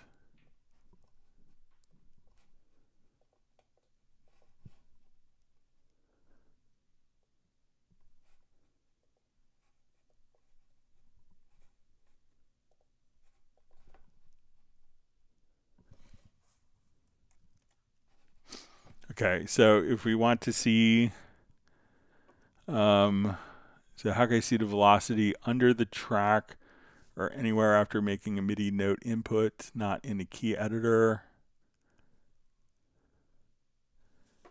Okay, so as we go to enter in velocity, so let's say if I come over here,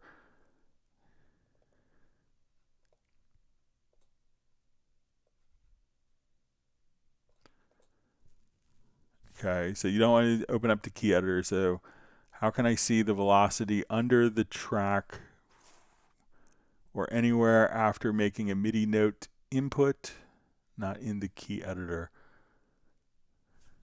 All right, so if you know, so when we're looking at individual MIDI notes, so let's say if we inputted notes here, so if we were doing something like a, let's say just like step input here.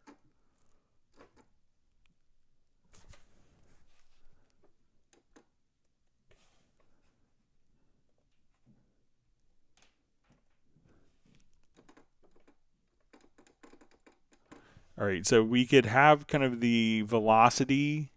So, you know, if we were doing step entry, you know, the velocity, we could see it, you know, so I don't think that we could see what the velocity value is of notes unless you're in a MIDI editor. We can restrict the velocity. So if we want to come over here to like to the inspector, there is a function where, you know, we could, if we go to under routing, you will see here for the input transformer. So we can say for this track, I just want to, and we'll open a panel. So at this point we could say, you know, as I want to, you know, play in and record MIDI, I wanted the velocity to be equal to 77. So once that this is active and I go to record tracks here, no matter how hard or loud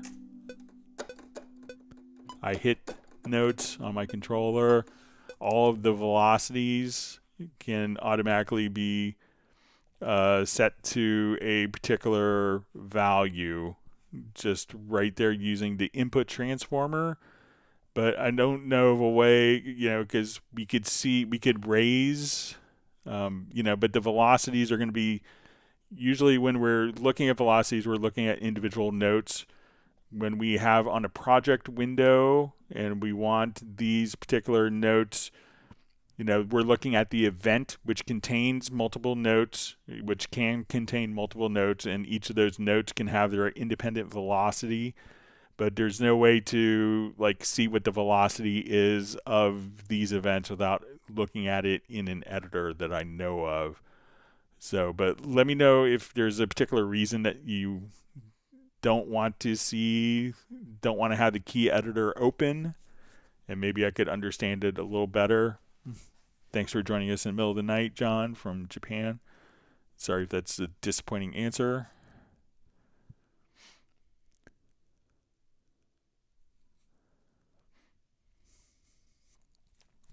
All right, wonderful to see.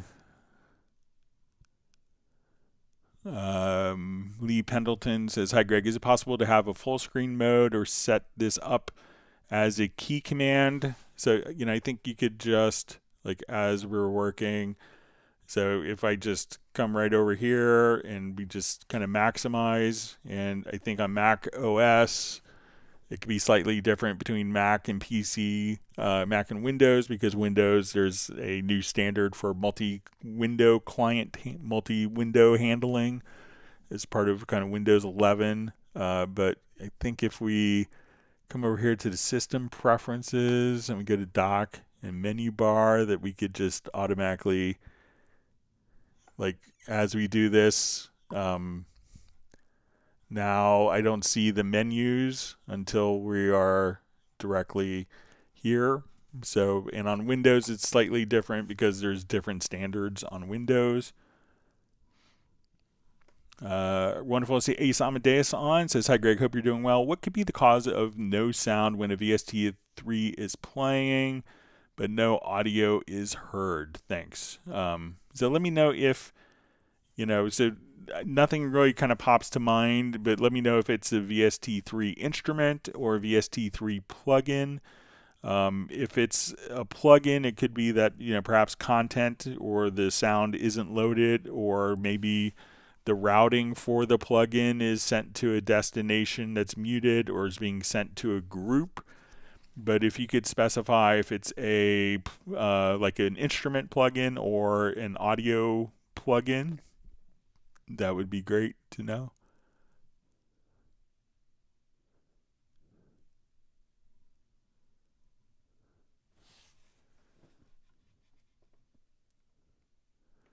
All right, so you see Gareth saying the next Hot Mess record will be around Christmas due to various commitments, and that we've been delayed. So I think I have all my tracks in, but let me know if I don't, Gareth.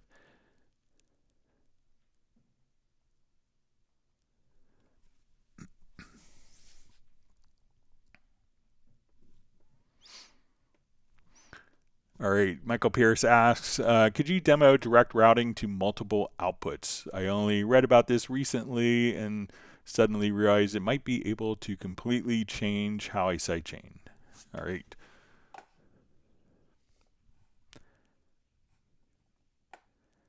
Okay, so let's say I want to take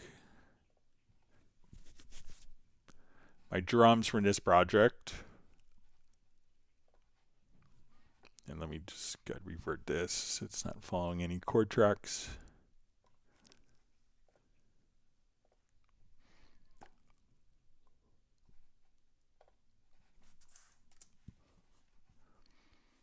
Okay, so I'm going to take my drums here, and we're going to use direct routing. Or I guess it doesn't really matter if it's multi-track or not. All right, so I'm going to come over here. And let's go to like the full screen mixer.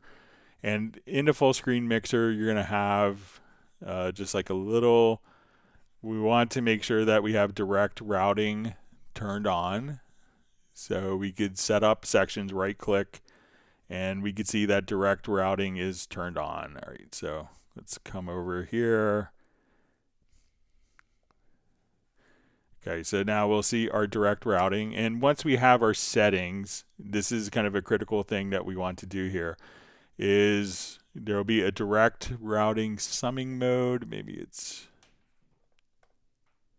direct routing summing mode. And we want to place a check here for that to be on. Okay, so I'm going to create, let me just hide my input channels. I'm going to create a number of buses here,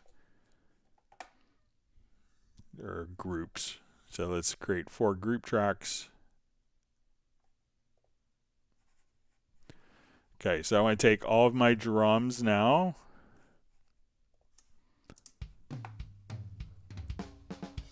And now we go to our direct routing. I want to send these all, and I'm going to activate my quick link. And we can do that by holding down Alt-Option plus Shift. And I want to, instead of this going directly to the stereo out, I can send this to group 1. And since I have direct routing summing mode on, I could send it to group 2 as well, activate it, to group 3, group 4, and we'll activate these. So now these drum tracks could be going to multiple destinations. So I can say this group I want to heavily squash and do like typical parallel compression. So I could just come here.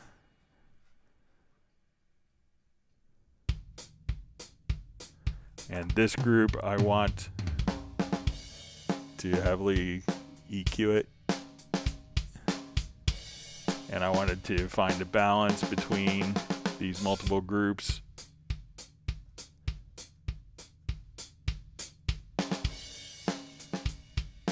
And this group, let's widen it.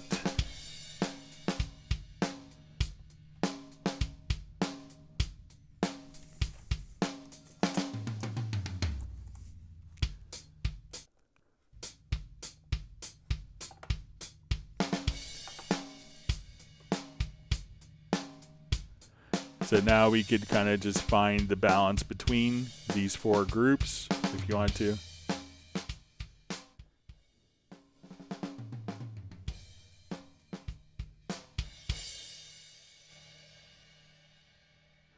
So you could have up to 8 different destinations and do your routing. Now what's kind of also interesting about this is, let's say now I wanted to automate a channel, and this is where you get really interesting results. So I'll just rewind here a little bit. So let's automate this channel, and now I could turn on and off the group routing.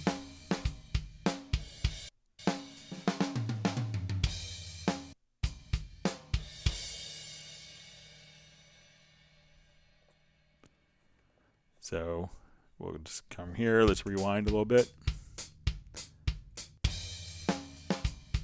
So we can see that we could turn on and off different channels and do routing directly here and automate those changes going to particular groups or outputs, whatever you want. And this is also kind of a great way if you needed to send stuff to like a hearback monitoring system. This way you could just have all these set up on every single track, but now we could just kind of come over here, activate for all the different channels, and send it to multiple destinations very creatively if you want, Michael. Let me know if that makes sense.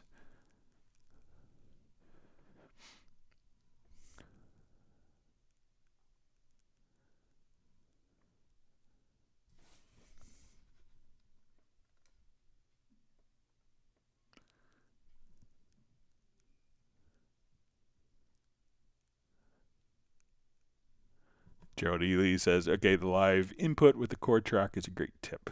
So John Koskin says, if you missed the like button, consider hitting it now. Thanks. All right. All right. Red Groover just says live chord input equals mind blown, Greg. It's a good one. So, all right. So Gareth just says, you answered my question perfectly, Greg. Thanks. Glad I didn't misunderstand. All right. Wonderful to see George joining us from Germany.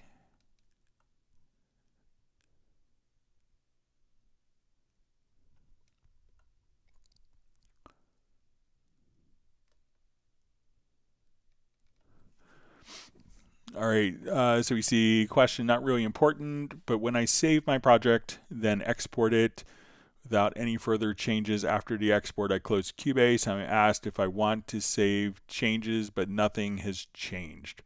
All right, so when you export it to files, depending, it could be that the files were created.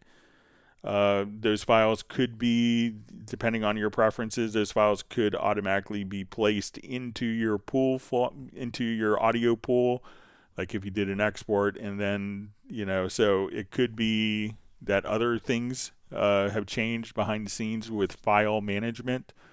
So, and if you had changed any settings, like if you adjusted any parameters in the export, like chose a different path, chose a different name, a different, different naming scheme, you switch to add effects or not, those settings can be preserved as well.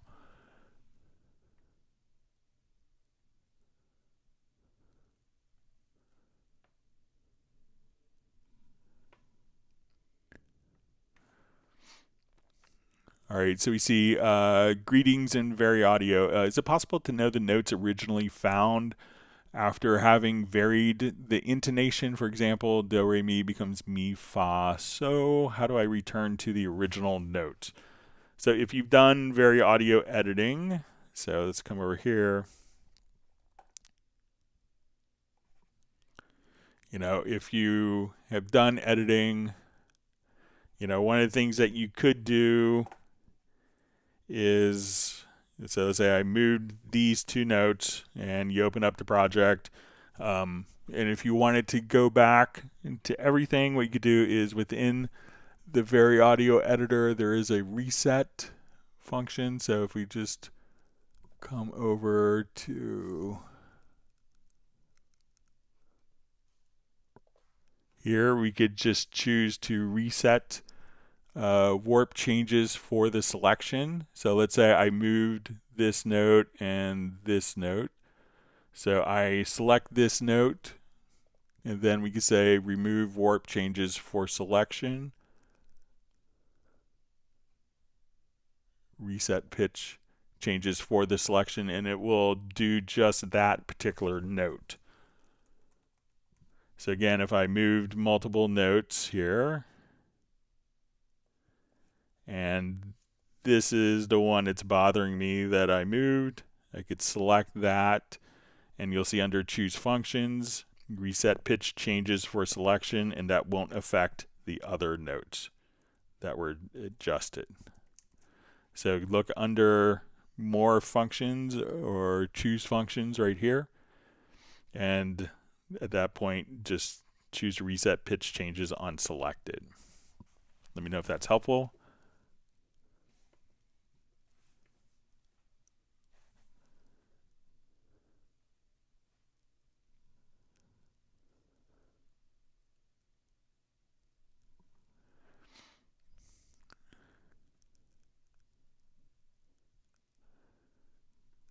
Okay, so we have from Yash Desai.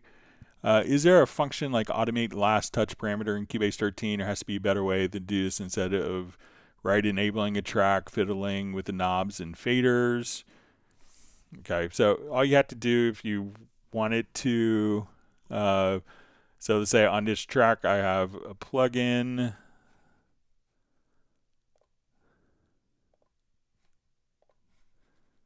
Okay, so I open this up. So what you can do often is just say show bass audio. Like if I wanted this particular parameter, let's say this mid-range frequency, right click, and then that will open up that particular automation parameter right there. And it could be that some plugin developers don't include this functionality, and it's really up, it's part of the VST3 specification.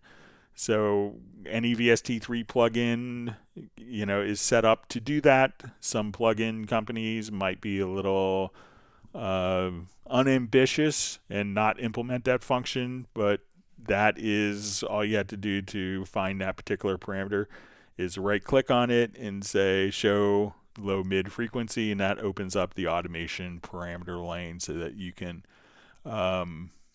just simply be able to access it without having to write, unnecessary kind of false automation to do it. So, and if you have a plugin that doesn't do that, reach out to the company and tell them to support all the VST3 stuff. All right, so we have a question. While working, I often come across a situation that the scroll wheels vertical, horizontally don't respond often while I was editing an event. It's unpredictable though. What blocks the scroll? So nothing that kind of pops to mind that blocks kind of the scroll wheel. It could be like if there's a window open that's taking focus. So let's say if I open up this window, maybe another window has the focus of the scroll wheel, but when you say it's intermittent, that would lead me to think that there's some condition like a plugin has the focus that is the current area of focus versus the parameter that you're trying to adjust. So maybe think of that when you run into that situation again, and it could be okay, like I'm trying to adjust this parameter here, but like this window isn't in focus, so I don't adjust the parameter here because something else is taking the focus away, and it's currently what the mouse scroll wheel is looking to access.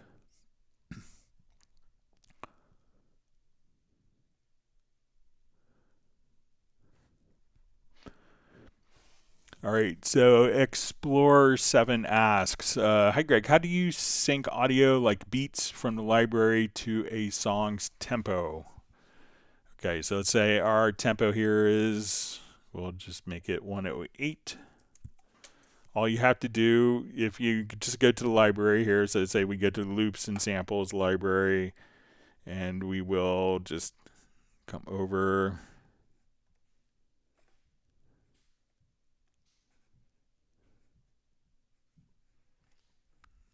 Let me just. So, and just kind of like as we showed before,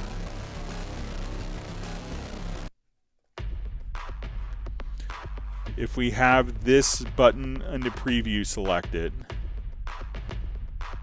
right now this is playing back at its original tempo when I say align to project. So now when I drop it in, this will automatically play back at the project tempo. So let me just.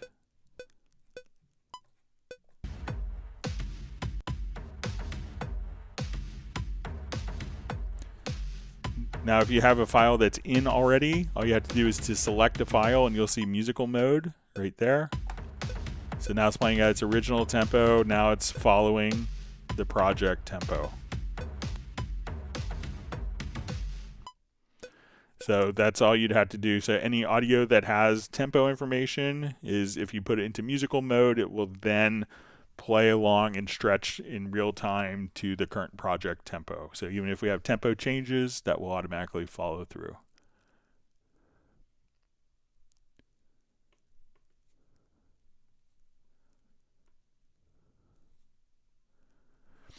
All right, so Explorer7 asks, Greg, can you explain about what happens when you change the project sample rate and audio positions, size changes? Yeah, let's take a look at it.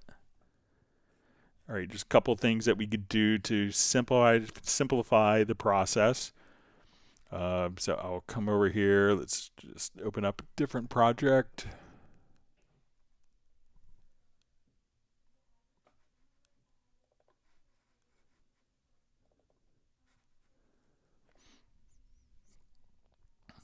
All right, so there's lots of complex ways of doing this. I'll show a simplified manner. So let's say my project here, we'll listen to it just for pitch and key.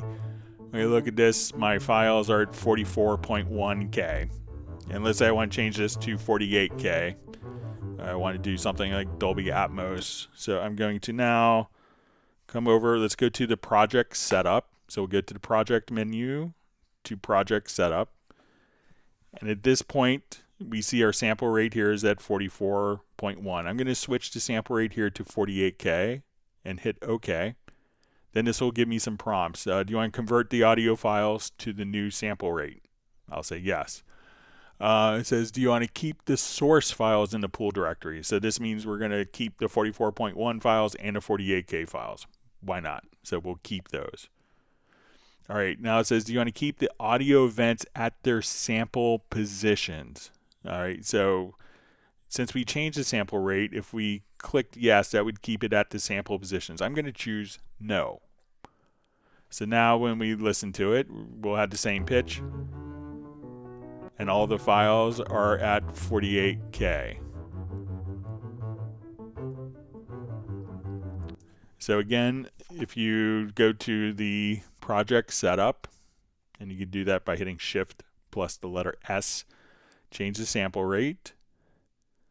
And you want to, and you may get a prompt if you have tracks that are in musical mode, that, you know, to render those to the files. So the very last one about keeping it to the sample position, choose no, and then you'll have kind of a seamless transition of changing your sample rate in a project.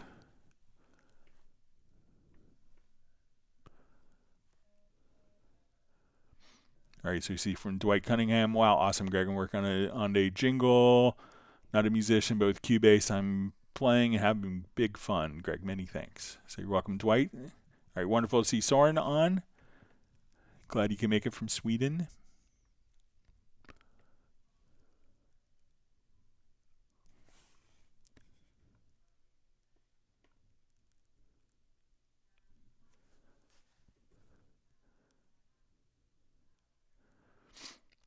All right, so we just see what is the easiest way to print a mix within the project itself, not via export audio mix down function. All right, so there's a couple different ways that we could do this. One is just we could select all of our files, go to our edit menu to render in place. We'll go to render settings and we could say mix down to one audio file. Let's include all of the effects and we could render. And now we have a mix down of all of the files if you don't want to do it that way. Some people may also take all of the tracks, route it to a group. So group channel, and we could call this like a premix. And then we could also just come right here to we'll add an audio track. We'll set our premix as the input. So we'll just come right over here and we'll see our group as premix. And then I could, at this point, literally just kind of hit play and hit record. And then the mix is printing in real time. And if the export audio also works really well for this. So let's set like our left and right locators around the events, get a file to export audio mix down. And at this point, after export, we'll just say create audio track. And I'll make this just a single. And then this would automatically, when we do our mix down, just create a new audio track at the bottom of it'll add a new track for just the mix right there. So a couple of different approaches that you could take.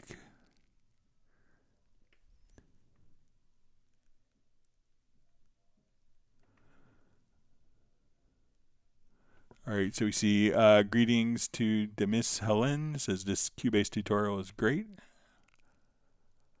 All right, so Yash Desai says I'm talking about third-party synths here. So I'm not sure if that's with the undo function. So again, third-party synths can implement the undo history. So we can't necessarily, add functionality into the synths.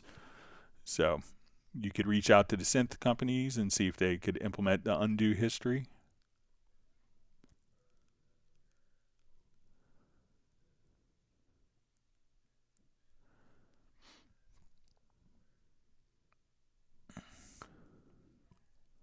All right, so we just see, can I change the location for my saved instruments, example Groove Agent from the library manager? So yeah, if what the library manager will allow you to do, and we'll just open it up quickly. If we have like a lot of Groove Agent content, and as your different as your needs grow, you say, oh, I really would like a Simon Phillips, multiple Simon Phillips kits, and what this would allow you to do is if you click on details, we can see kind of the current location of where the content is. And then if we, usually the plugin itself doesn't take a lot of space, but the content can. And at this point, you could use the library manager and you could move like multiple libraries. So if you just say, I want to move these, then click on move. It will then ask you where you want to move the files to, and at that point, all the content will be moved, and Cubase and the instrument know where to look for to find the contents that will be linked together for you.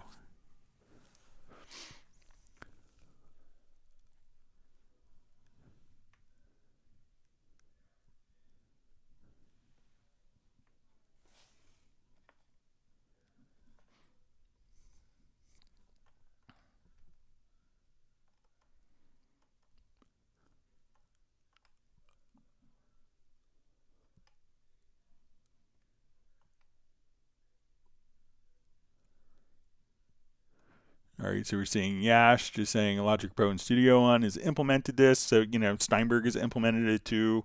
But again, it's one of those things that we can't necessarily, so if it's like the undo history, then, it's, at that point it's, it's a command of the plugin and a function of the plugin. So.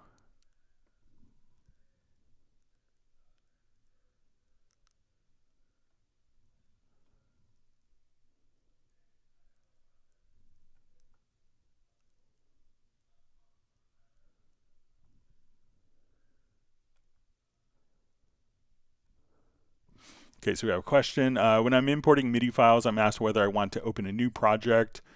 Prompt, why would I want to do that? What are the benefits of opening in a new track? So, if I opened up a MIDI file, so if we're importing a MIDI file, so we'll just come right over here. Let's go to, so we get this, do you want to create a new project? So I may not, when I'm importing a file, I may want it to go into this project. Or with a MIDI file, it's often like a starting off point. So we have the option of choosing to create a new project with the MIDI file. So a lot of times that's when people are working with MIDI files, people are doing like MIDI file authoring, which a lot of them use Cubase.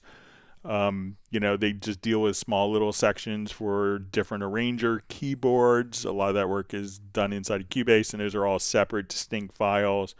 So Cubase gives you the option to create a new project, or you could merge it into the existing active project.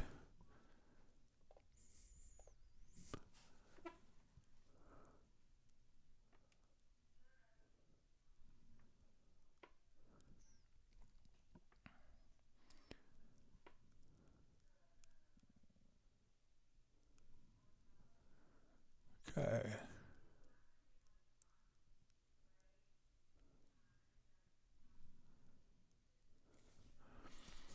Okay, so we see question. I see that you have more than one project opened at the same time. How would I do that in Windows 11? And can I exchange events, tracks, by the way, the open projects that way? So yeah, in Cubase, you could always have multiple projects open. And then I could do stuff like, if you want to take, like, I need this audio file from that project into this one, you could just simply drag and drop media between projects without the projects having to be open. So that's always a useful thing that a lot of people may work on, just having multiple projects and being able to drag and drop content and files between one project to an entirely different project. Okay, so you see Gareth says, I've only received one album track. That's good. Looking forward to doing more.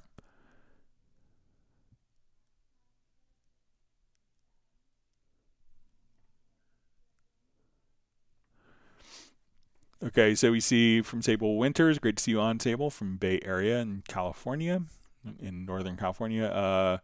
Says she's back to Beatles or Stones project. I can't figure out in the VSTI tab how to get rid of all the references to Prologue. Okay, so if you have, if we go to the VST instrument and you see a lot of instruments, so let's say if we have different instruments here that we've added, and if you need to get rid of them,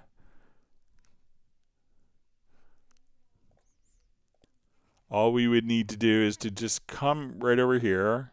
So say we have these and like we don't have this plugin anymore. Click on the name and choose no VST instrument. So you see kind of the name field. Click there, choose no VST instrument, and then that will get rid of them.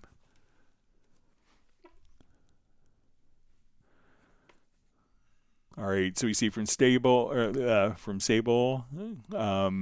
don't understand the quick controls and channels attached. What's under the hood with Prologue? So when we have a VST instrument, we may just say these are kind of like our eight go-to parameters. So when we do this, we could choose to not see we could hide the quick controls, but the quick controls are going to allow us to do is to quickly have kind of the 8 parameters of plugins controllable, and then we could see kind of what the particular parameters are if we widen this out.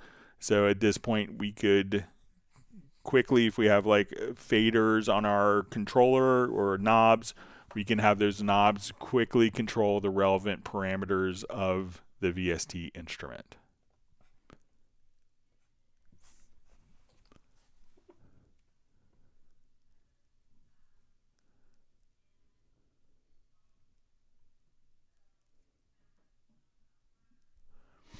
All right, so we see from Mike Raffone.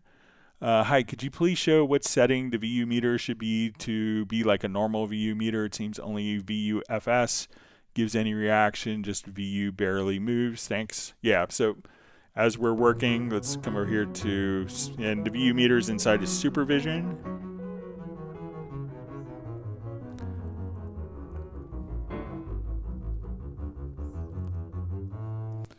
I'll just do a new instance here so I don't have to load up, unload a bunch of stuff. All right, so now when we do this, so when we're dealing with metering, so let's come over here to the level. So you probably want this to be set to not VU dB. So this is what it actually is, but you want it to be probably set to VU dB full scale.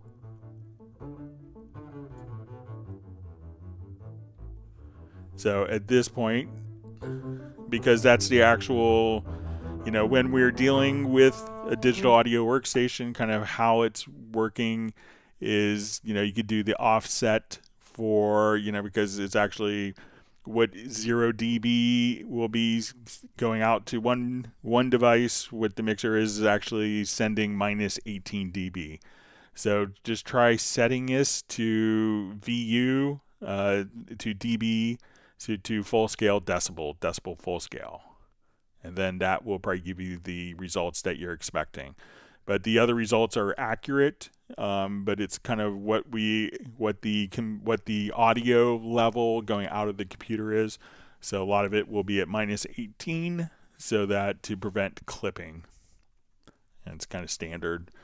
So technically it's correct. Maybe it should just be set to VU.dB full scale by default. So, but you could save it as a preset.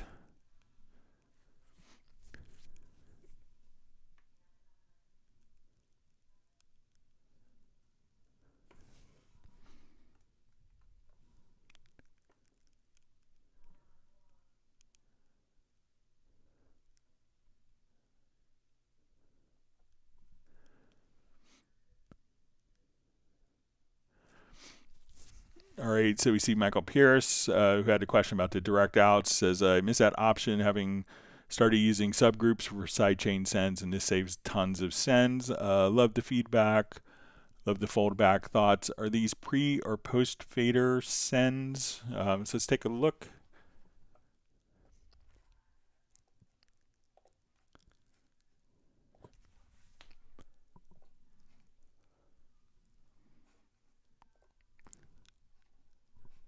Okay, I'll just turn my control room down. Let's put a test tone generator.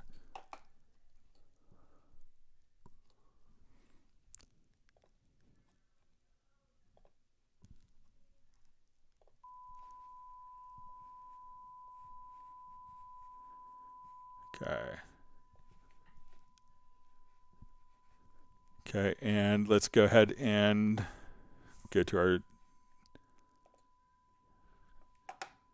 add a group track.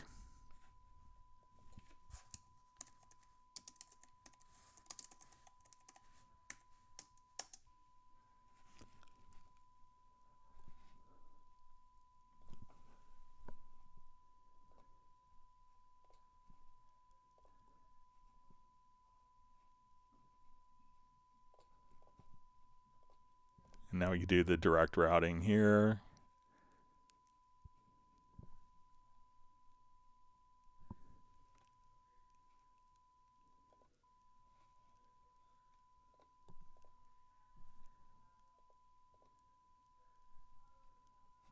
Oh, wrong track, sorry.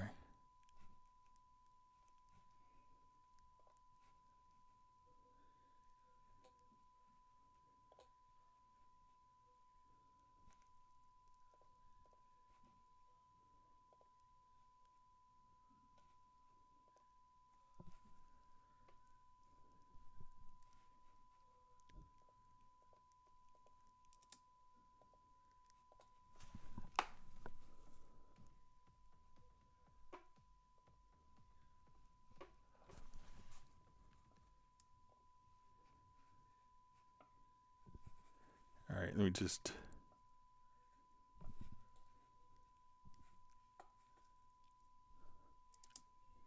Let's do this on a new project since we already creative with that. So bear with me just for a second.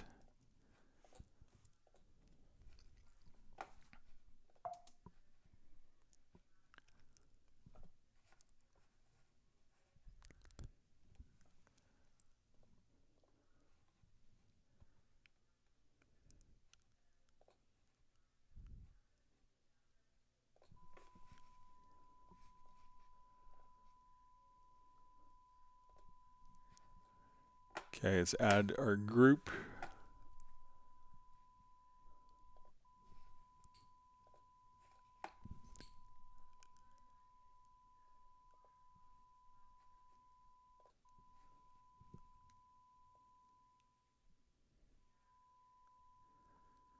So it looks like it might be post fader.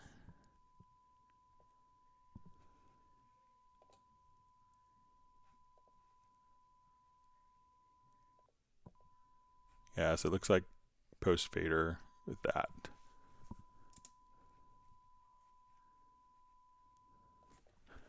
All right.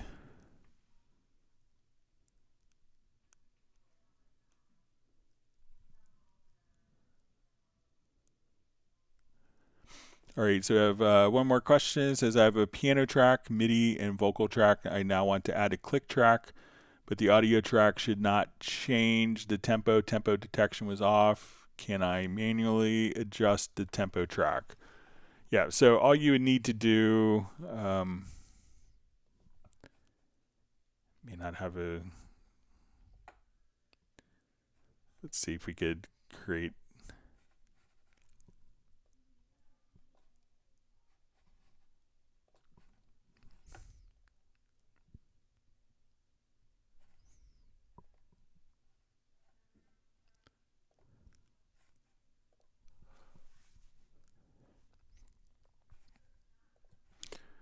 So if we had like a rubato piano recording, what I would do is take the audio track here, and we want to lock it. Then if we do a tempo detection of the MIDI, so if we do this, we can now just come over here and do a tempo detection of the MIDI. We could analyze that, and if so, but when that is locked, after we do the tempo detection, you could unlock it and then just make sure that that is not set to musical mode, and then your audio will retain the same spot. But before you do the tempo detection, you can make sure that that your vocal file isn't in musical mode. So if it's not musical mode, it's going to stay in the same spot. But just in case, before you do the tempo detection, sometimes, especially with MIDI tracks, because we can't, with MIDI tracks, we can't on an event by event basis, it'd be on a track. At that point, we would see kind of the musical mode, but you could always lock it before doing tempo detection. I don't think you would have to, but if it was a MIDI part, I would lock the MIDI part. But if it's not set to musical mode, the audio will play back at the same position regardless.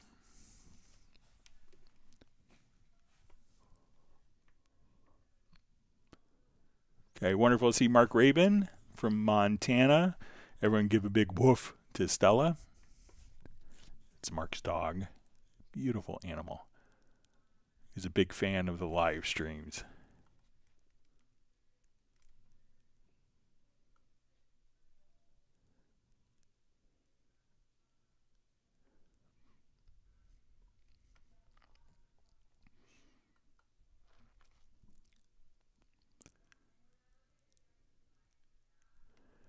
Oh, you see Mark Rabin might be near a fire. We hope that you're safe from that.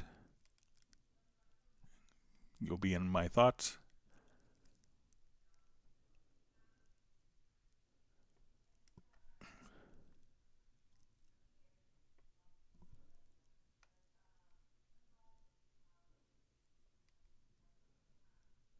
All right, wonderful to see X Cubase X. Glad you can make it today.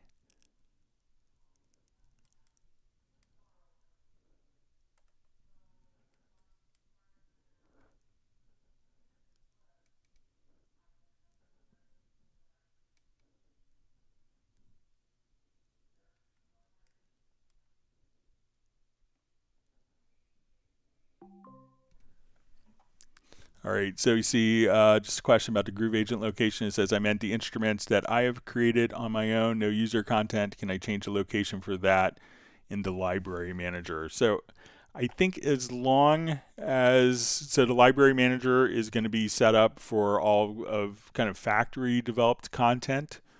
So, but if you just simply come over, if you want like your kits to be recognized, again, just if you go into Media Bay, wherever you move the kits to, just make sure that you kind of right click on the particular kits here so that Media Bay can find it, and make sure that the new folder is a folder that Media Bay is actively searching in.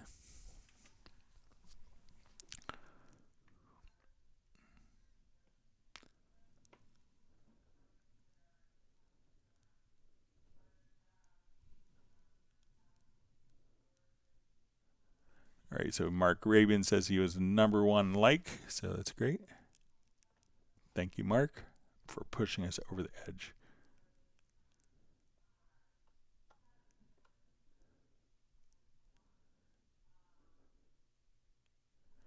See, Michael Team says, revelation of the day, drag from one project to another project. Woohoo.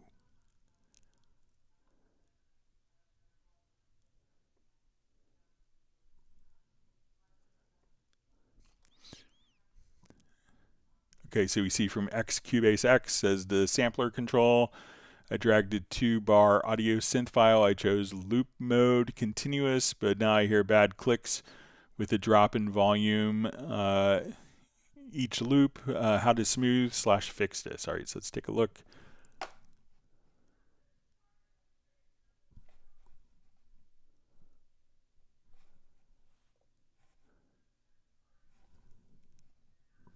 All right, let me just.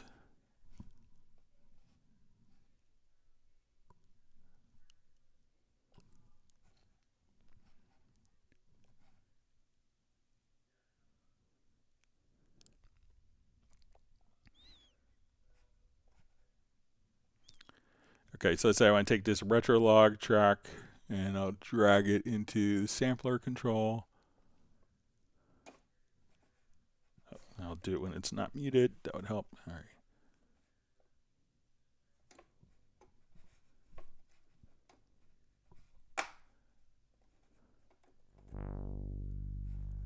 All right, let me normalize it here.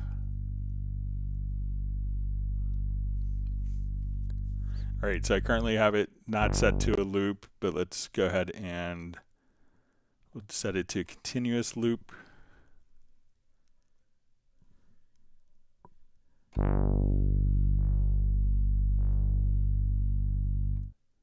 All right, so let me just grab.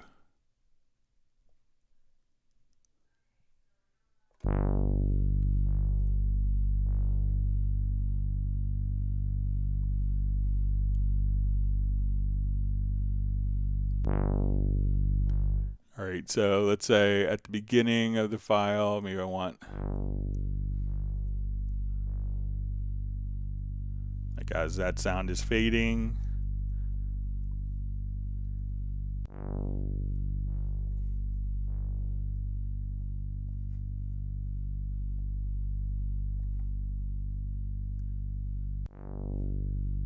So you could kind of tweak these little kind of in the transition here. So there's like little fade in and fade out that you could kind of tweak as well. So let's say if we, so you have this kind of fade out at the end.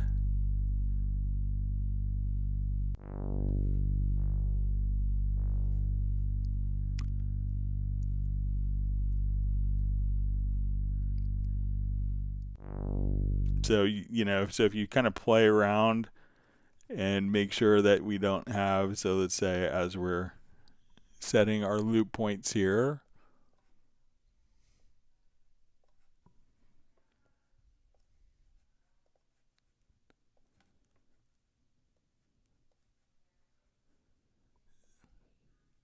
so we could just say, okay, like maybe this. So you can see that as we move kind of this green line, we may want that to, like the waveforms to kind of visually line up. So if we're kind of zooming in here, so we'll just kind of grab the green dot here, so that as we do that, we could have kind of a smoother transition.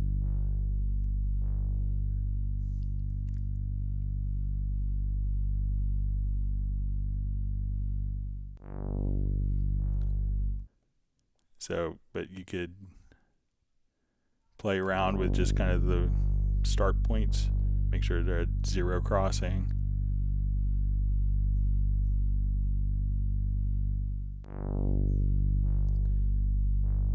So, but you could kind of tweak those settings, but try doing fade ins and fade outs and stuff like that.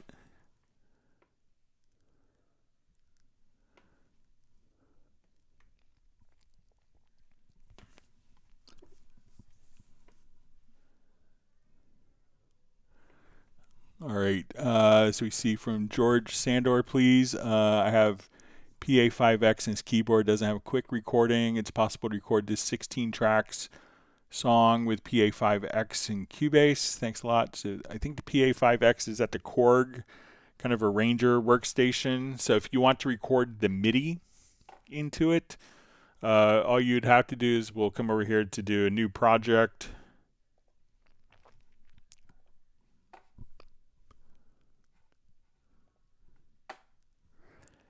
And so we'll come over here to our MIDI track.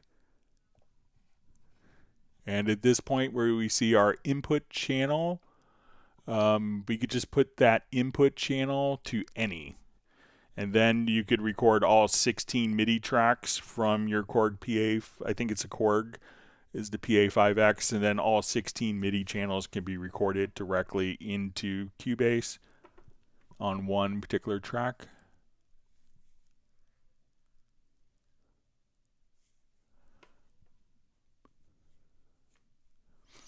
All right, so Red Groover asks, is there any way to delete the mapping page named default after I created my own pages? So let's take a look. So let's say, let me just plug in one of my controllers here, Choy Sauce. Let's go to the MIDI remote.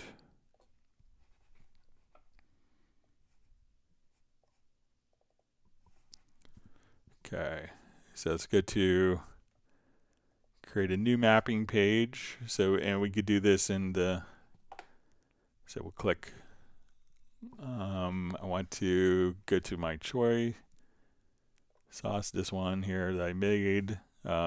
Let's click on plus, give it a name. We'll call it July 16th.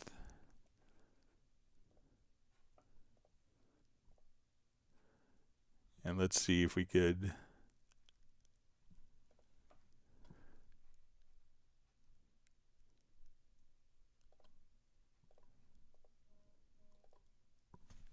so may stick to the default setting. Let's see if we could.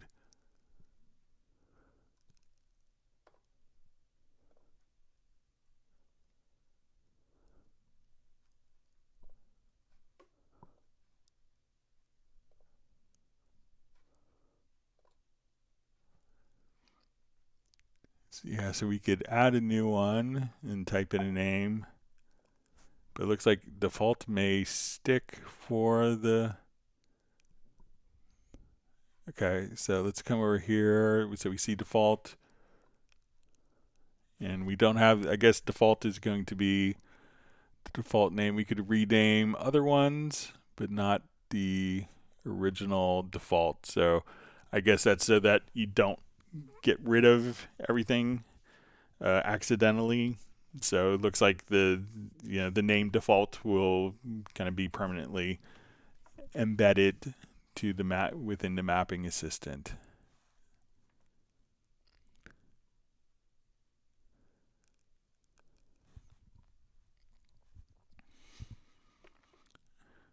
All right, so we see from Sable Winters, thanks Greg, Prologue has been deleted.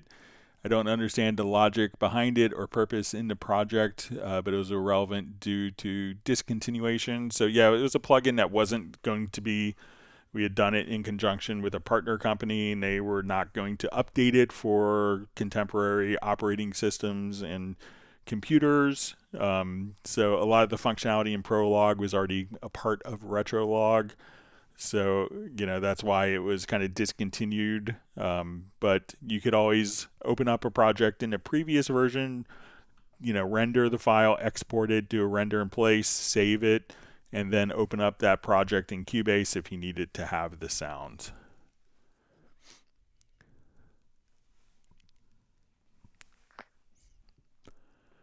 All right, so we have a question.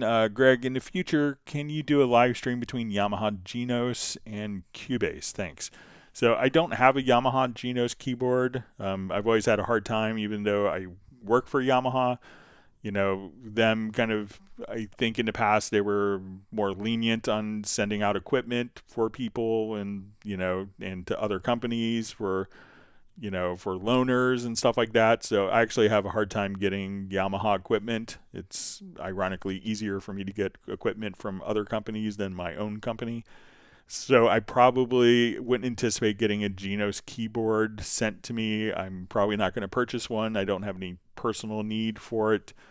So I wouldn't anticipate that happening for a live stream. But I know that some of the Yamaha keyboard people will do some live streams. I think there's a Yamaha synth live stream, and they have Cubase versions that I've supplied them. So they might be able to do something more on the keyboard side, but I don't have an actual Genos keyboard to work with. Sorry.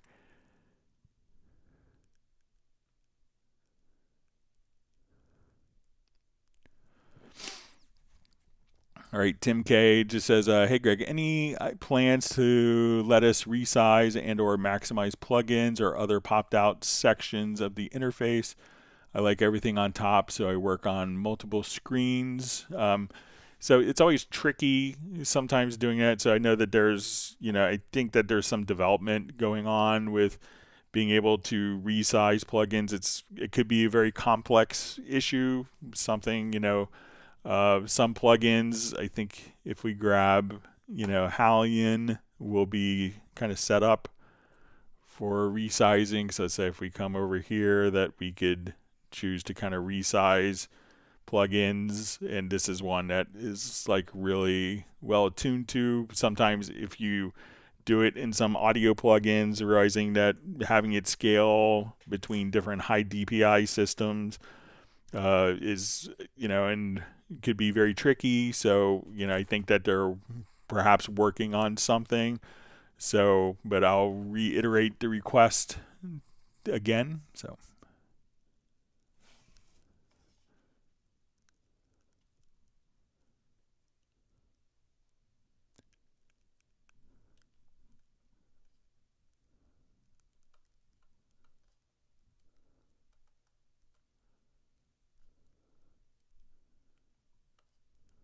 All right, my chat just jumped on me. All right.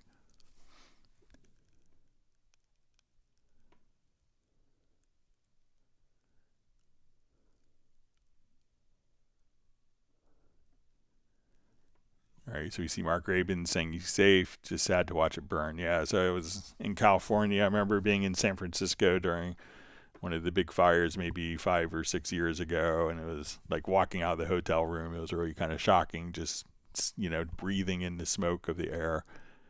So.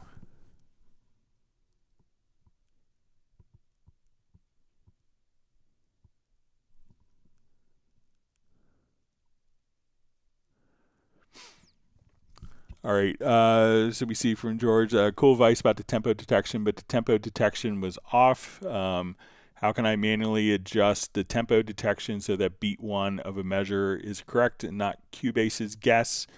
So, Cubase doesn't actually really guess where beat one is. Like if you do a tempo detection, you kind of define where the downbeat is, and Cubase will put it into like a 1/4 meter.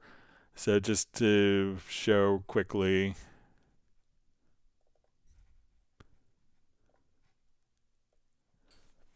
so we come here. All right, so I'll come over here and do a tempo detection of this.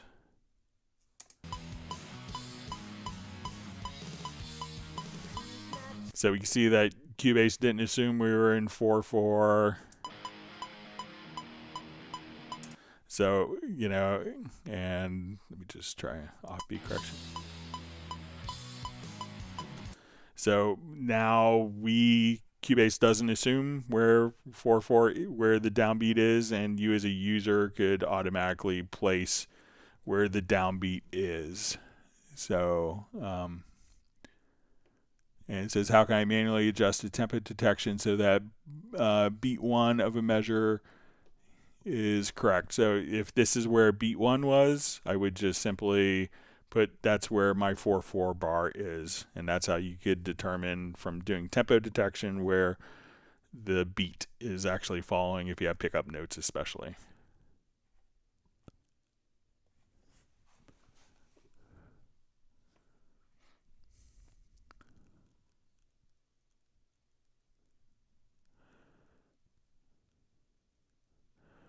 All right, so we see from George asks, like I do tempo detection, then I want to correct Cubase's errors. All right, so let's say if I'm here and we do a tempo detection, and this is why Cubase kind of puts you into a mode and leaves that window open. So we'll come over here and let's do our tempo detection. So we'll analyze. Now I leave this window open, and we notice that Cubase has automatically changed our tool, and it's placed us into warp grid editing. And once we have warp grid editing on, what we could do now is say, okay, this is where measure 9 should be.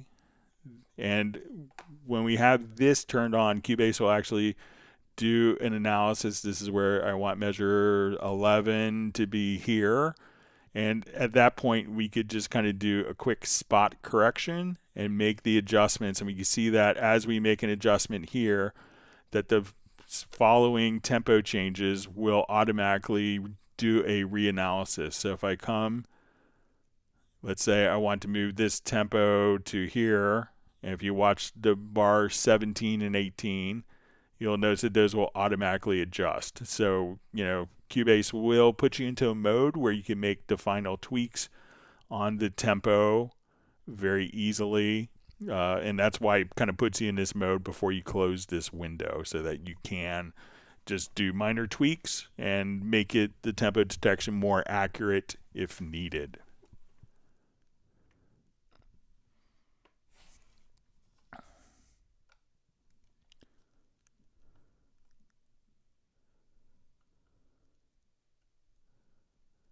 All right, we see Gareth is flying away to Sirius now. Thanks for joining us, Gareth. All right, we see Graham Witcher joining us from his new home in Oxford. We hope that your move is settled and everything went smoothly for you. Thanks for joining us tonight.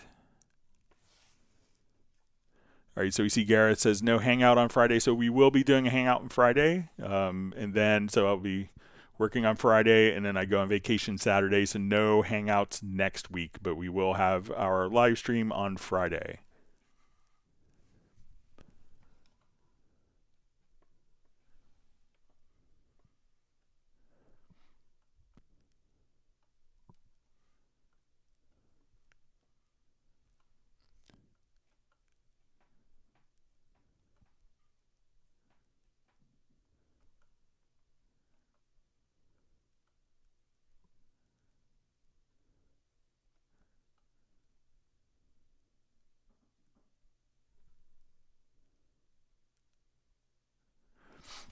All right, so Jay from Secret Studios asks, hi Greg, quick question. For the E menu in Cubase with the EQ in the center of the screen, where does the EQ take effect? If I have inserts, is EQ before or after the inserts?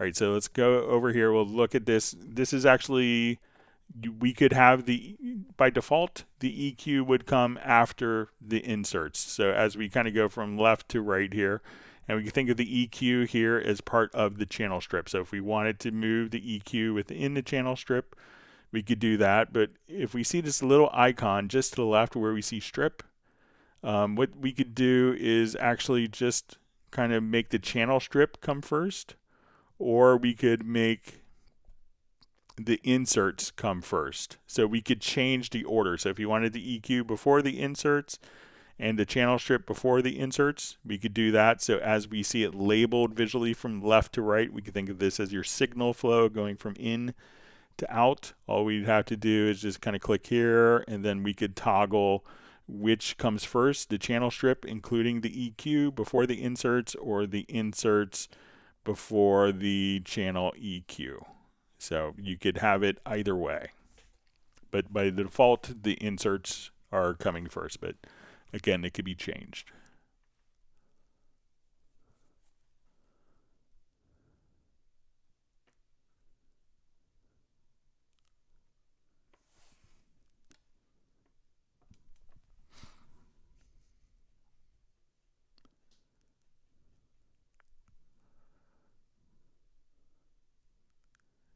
See, Graham Witcher is saying that Jazz Dude's commitment and contribution to the live stream is fantastic. So yes, definitely is.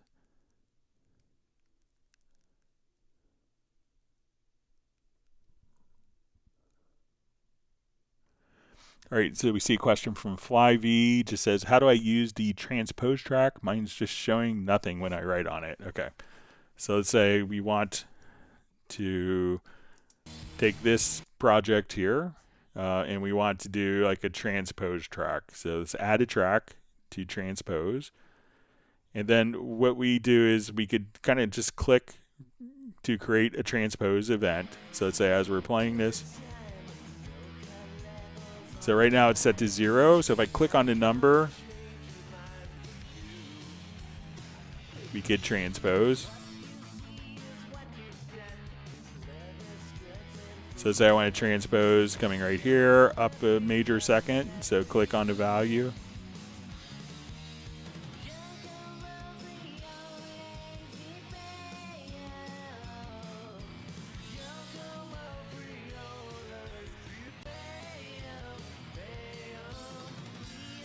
So you could say, okay, as we're doing this,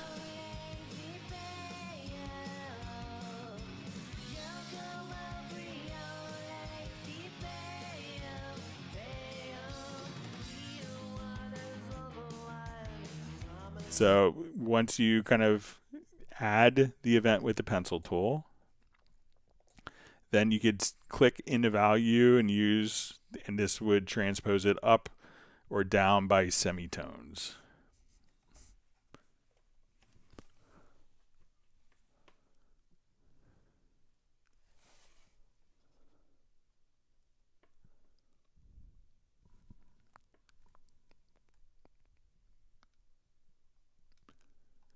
Okay, reading through comments. Thanks for all the great questions from everyone.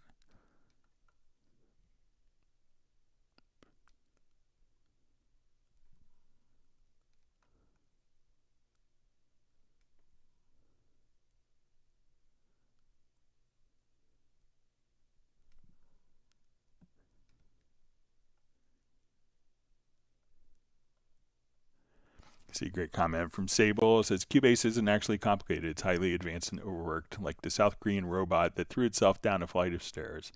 I'm ascending up the stairs and in the way.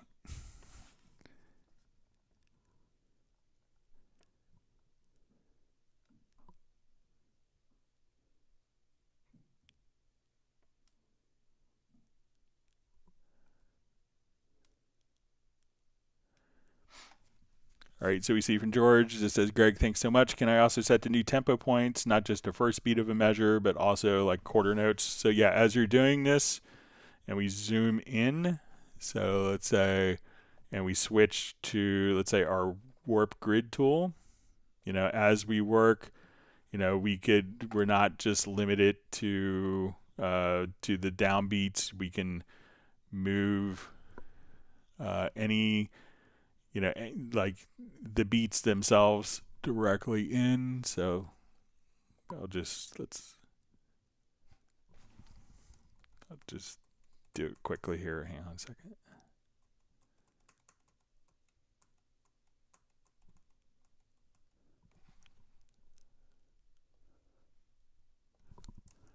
Okay, so we'll take this and let's do our tempo detection again. And why we didn't see other beats, because we were in 1/4. So I'm going to project. We'll do our tempo detection. Analyze. All right, so let's say we come here. And I'm going to find the downbeat. So we'll say it's right where we're starting. So we'll put it into 4/4. So now what I could do is every single, so once I activate kind of the warp grid mode, every single beat I could place freely as I want. So this, you're not limited to just bars. You can say, okay, this is, I want measure 3 to be right here, measure 3 beat 2, measure 3 beat 3, etc. So you can adjust down to the beat, down to the 8th note, 16th note, if you want to be very meticulous and hyper accurate with that.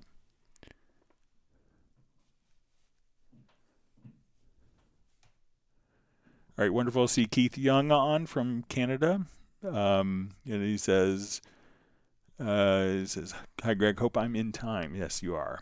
It says, I created a marker track and then wanted to move some track events, which I highlighted, including the markers, and that didn't work. Did I miss something? All right, so let me just go to a different project here quickly.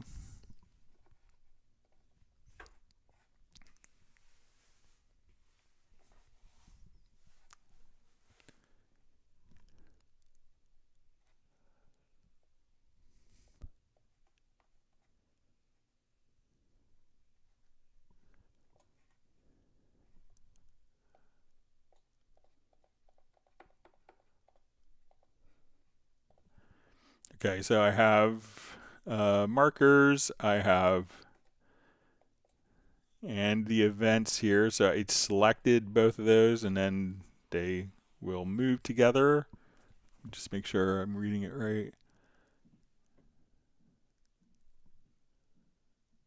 So it could, see if like the marker track could be, let's go to maybe the track control settings. If the marker tracks are locked,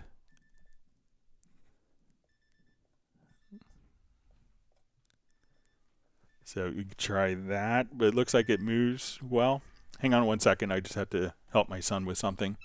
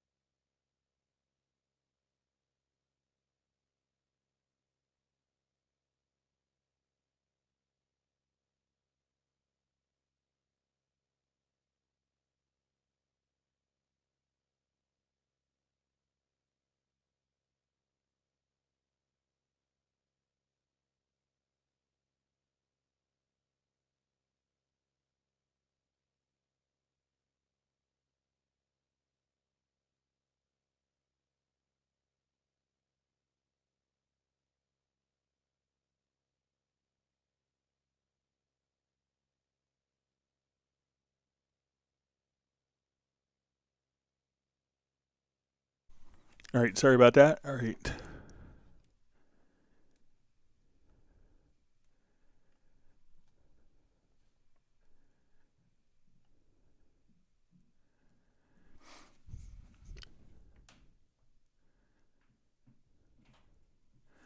All right, so you see Mark Rabin just says, Greg, do you have any guests lined up for the live stream this Friday?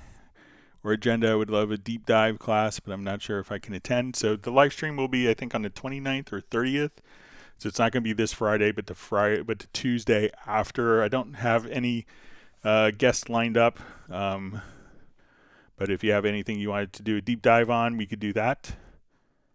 And I'm going on vacation next week, so I may not be able to get someone lined up for that, Mark.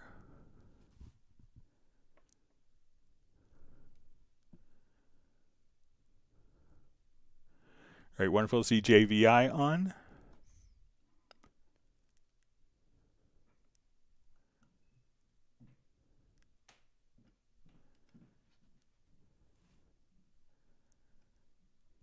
All right, reading through comments. JVI says, just discovered he's missing Guitar Harmonics Essential, and it's free. Weird. So, yeah.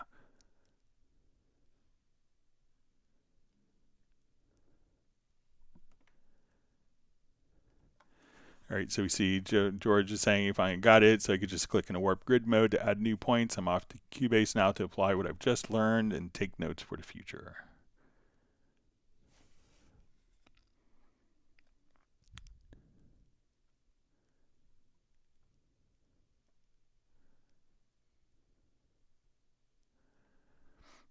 All right, so you see from Keith Young just that his marker track is in the split screen above. So yeah, if your marker track is up, it will kind of function independently, but you can always go to your project and just come over here and remove the divide track list, and then you could move both of the events.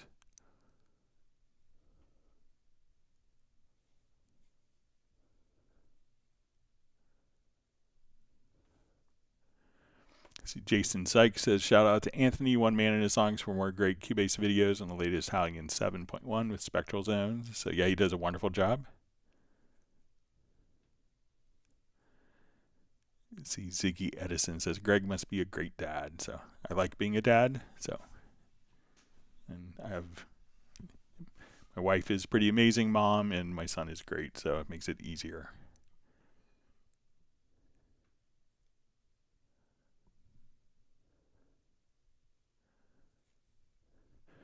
Okay, Roland Stuff asks, hi Greg, after tempo detection, can you manually or automatically level up all the points on the tempo detection line so the line is completely straight, so the tempo is absolutely consistent? Yeah. Show you how to do that. It's very easy.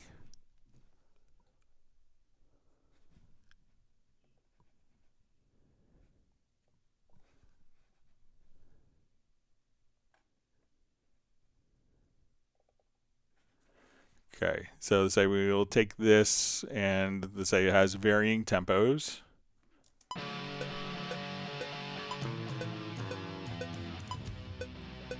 So I'll select it here. Let's go to I'll take it off a loop, sorry. Let's do the tempo detection.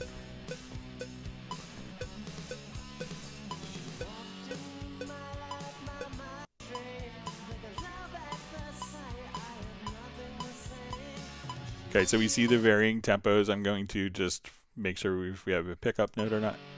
Okay, so we don't. So let's make this our 4/4 bar.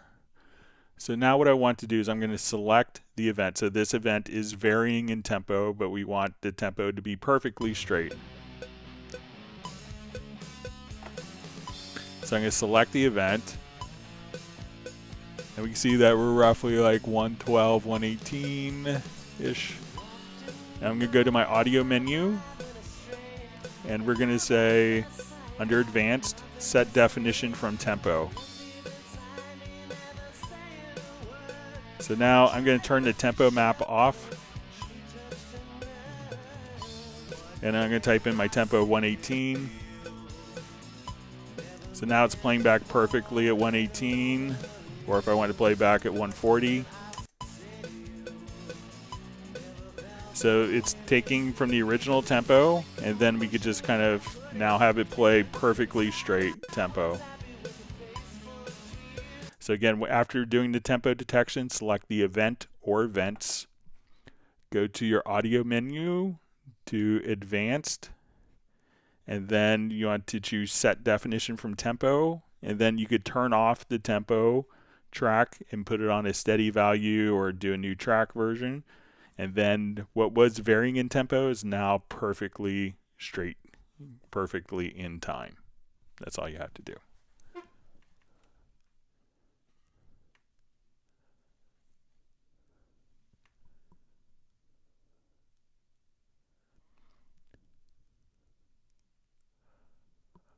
Okay.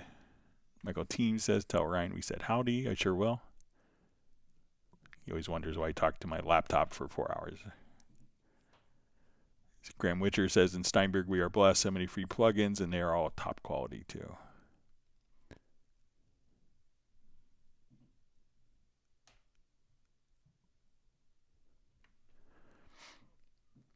All right, so we see from Jay from Secret Studios, I've almost reached my query quota for the session. So you could ask as many questions as you want.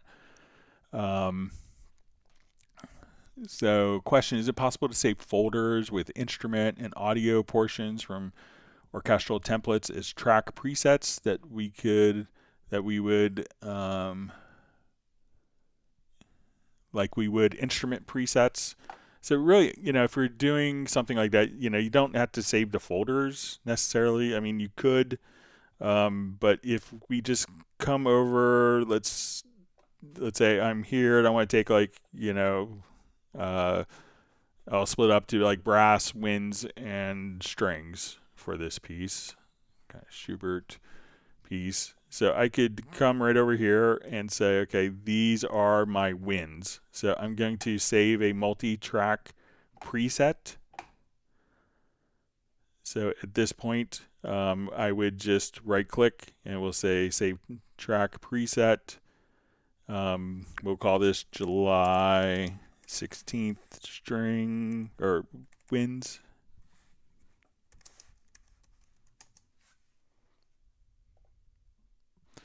Okay, and let's say this is my brass. So again, right click, save track preset.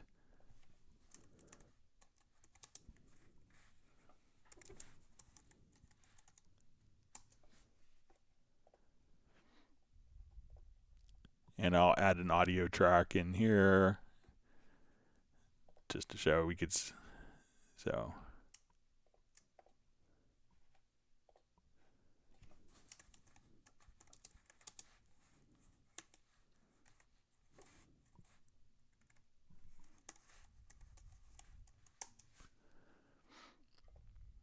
All right, so let's do a new project.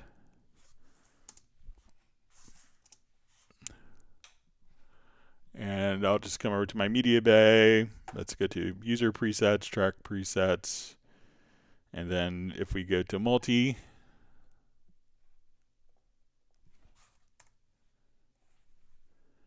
so I'll say, okay, let's do our strings, or that's our brass, strings, winds. So you could even just kind of come over here and just double click, and that would automatically load it up. So let me know if that would work for you. So you could do that, and we can see that in the strings included the audio as well.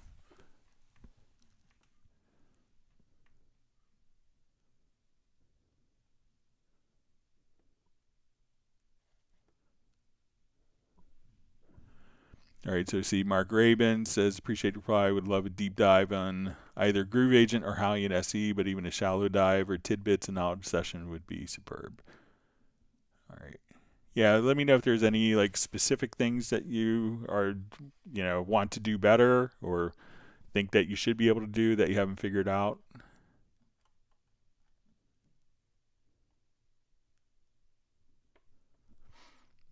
All right, so we see from Roland stuff, says, thanks, Greg, tempo detection understood. It was the original variable line, not actually straightening out, that confused me, but I get it now. So yeah, you'll see kind of the original tempo.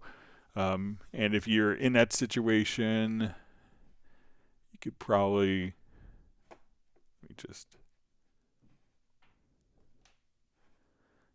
and what you could do in a situation, if it's confusing, so that's kind of the origin tempo, we could think of it like that. And then you could just say, let's do a new version. And now.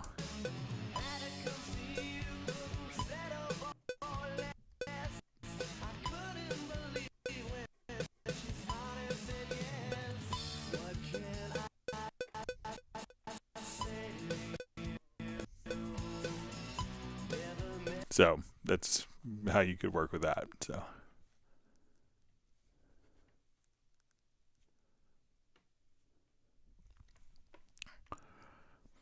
All right, so we see from Mark Rabin, says a RAM saver thing with 2 kits and Groove Agent is still overloading my system. If I try to play MIDI with it, I'm sure it's just CPU that I'm using, but that would be my biggest speedball. All right, so if you're running into situations, let's say if we're doing like a full instance of Groove Agent where you have multiple kits going on.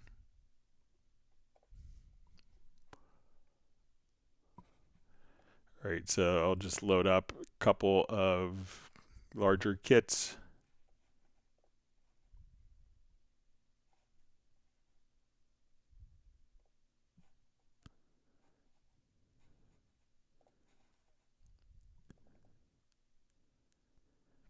All right, so let's say we have like a large Simon Phillips drum kit here, vintage kit. All right, so one of the things you can do is go to options, and then you'll see kind of like the preload amount. So, try adjusting your maximum preload amount here. And now if we come over, we could load another kit with patterns. And let's say I want this to be scoring percussion, or let's do something a little heavier.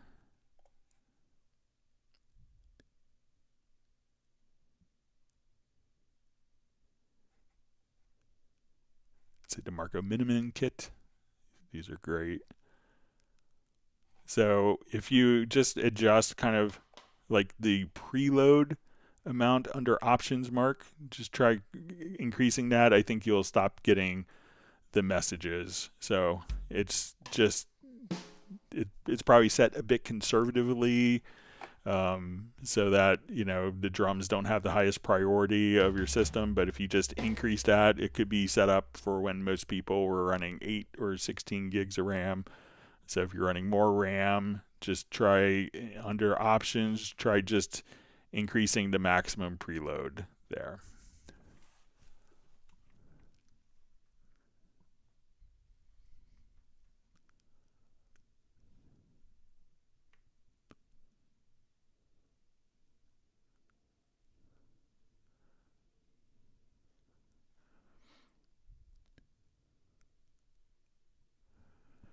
See, Mike Braley says the video Simon made about making that VST sound pack was very interesting. Great drummer. Yeah, it's just super nice guy for someone who's like, there's some people that could be really arrogant and pull it off and be very deserved. Simon is one of those guys, and it's anything but what he is. So he's like incredibly humble. And I just remember like first time meeting him, and he was just telling me all sorts. I was always a big John Entwistle fan, and he toured with The Who, and I saw him play with The Who.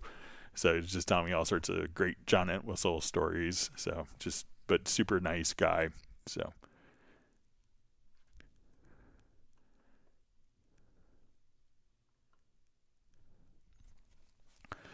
All right, so we see from Explorer 7, says Greg got to go in a minute, but where are comprehensive courses available on Cubase and Nuendo? So I think probably the most comprehensive one you're going to find is probably the Club Cubase series.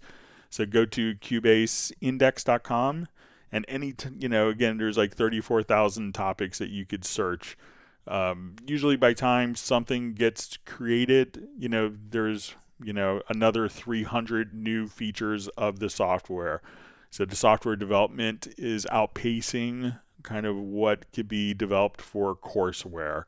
And they're not going to necessarily slow down the software development for courseware to catch up.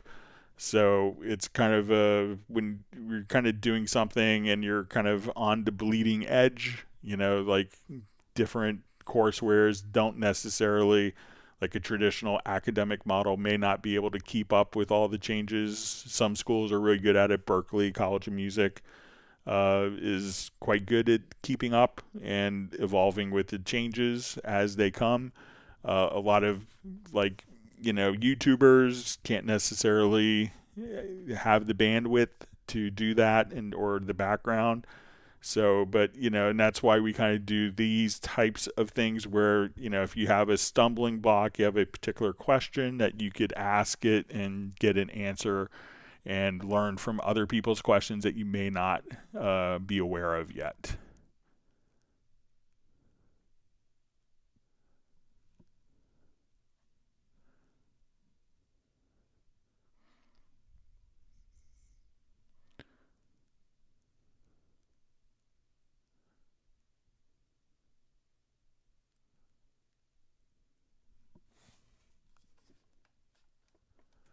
All right.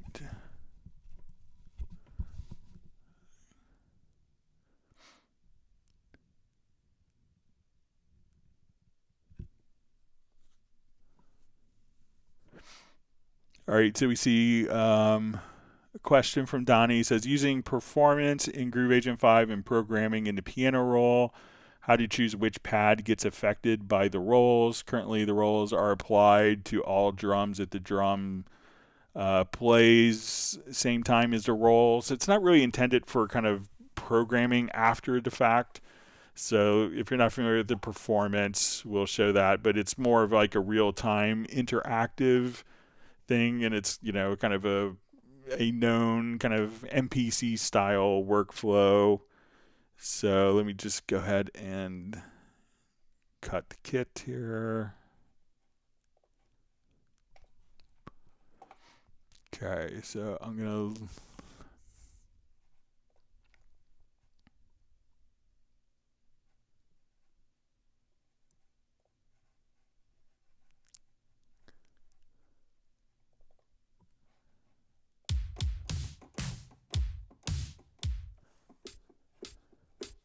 all right, so let's say, all right, so I'm going to go to the performance area here. Let's activate it.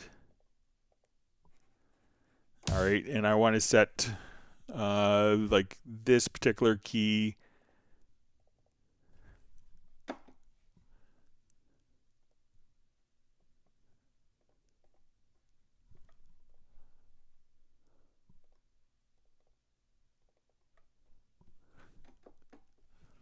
Just check what keys I have triggering it. Hang on just a second.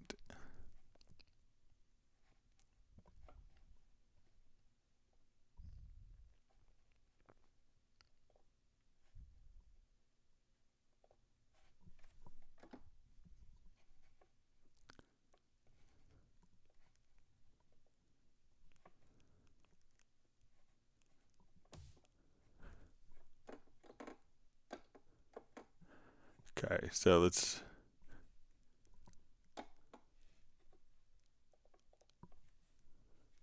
all right, so I'm just kind of clicking on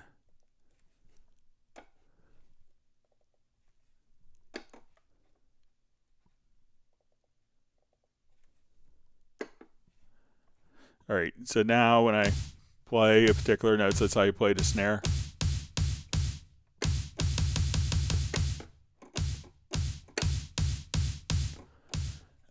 So let's make this, let's say,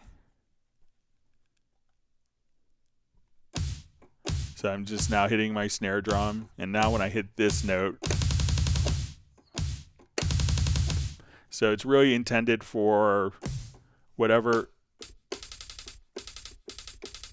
that you play both of these notes simultaneously, and because if you're programming the drums, you could so easily just kind of drop it in, but it's more for like, okay, I'm doing this,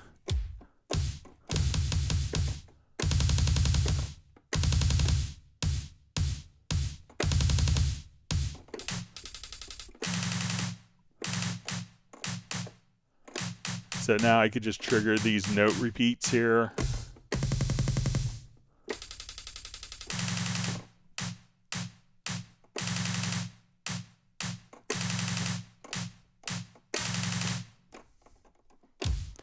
So, you know, a lot of times people will record on a separate track, but it's to kind of get that real-time interactivity of hitting the note repeat function in real time with the notes that you want to repeat.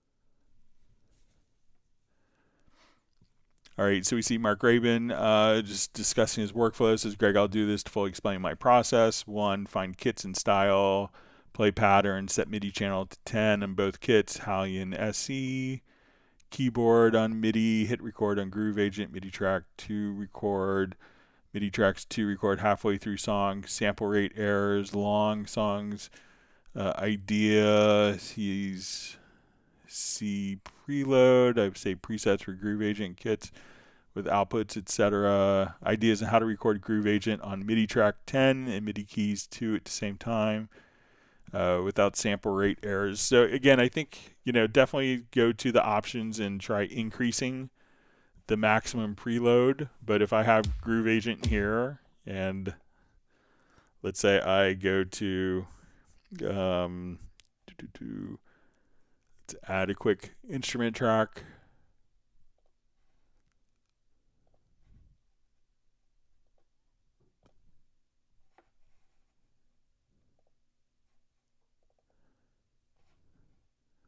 So I could have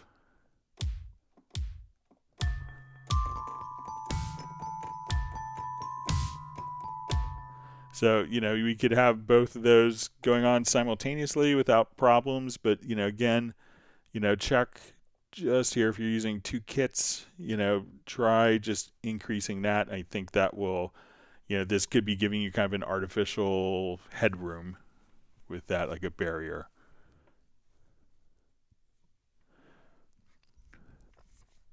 So we see Mike Braley asks, does the advanced channel strip have less of a CPU load than loading the same Cubase effects individually? So I think it might be slightly less because it's kind of utilizing less graphics resources, but I don't think it's like you know, 50% less or something like that. So I would say it's pretty close, but it might be just a little less because of graphics resources.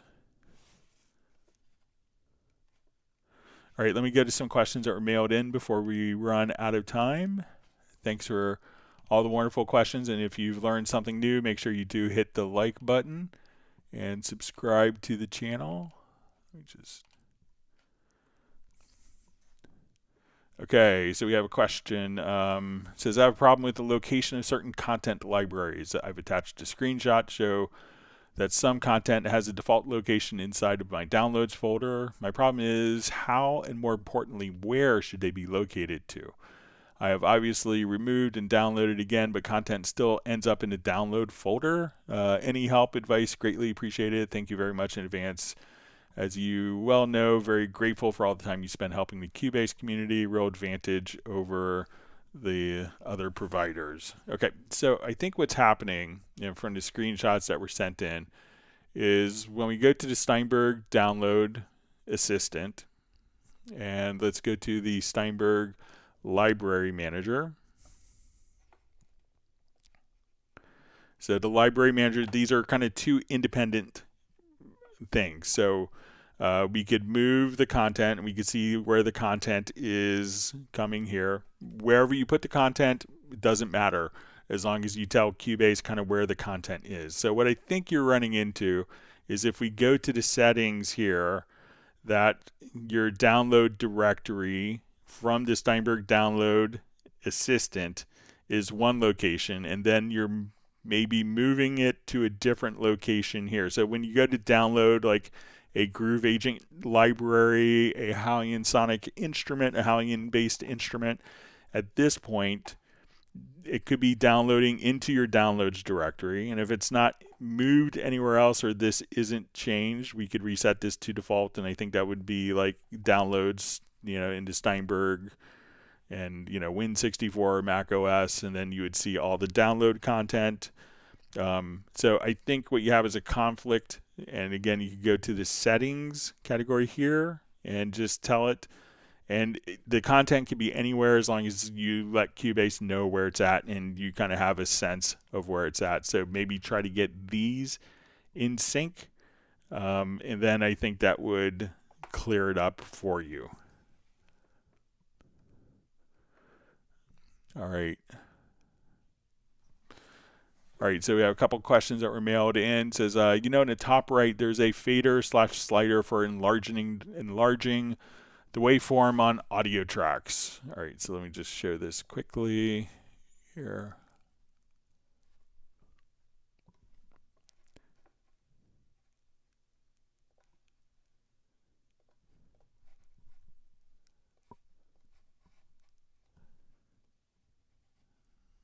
All right, bear with me just for a second.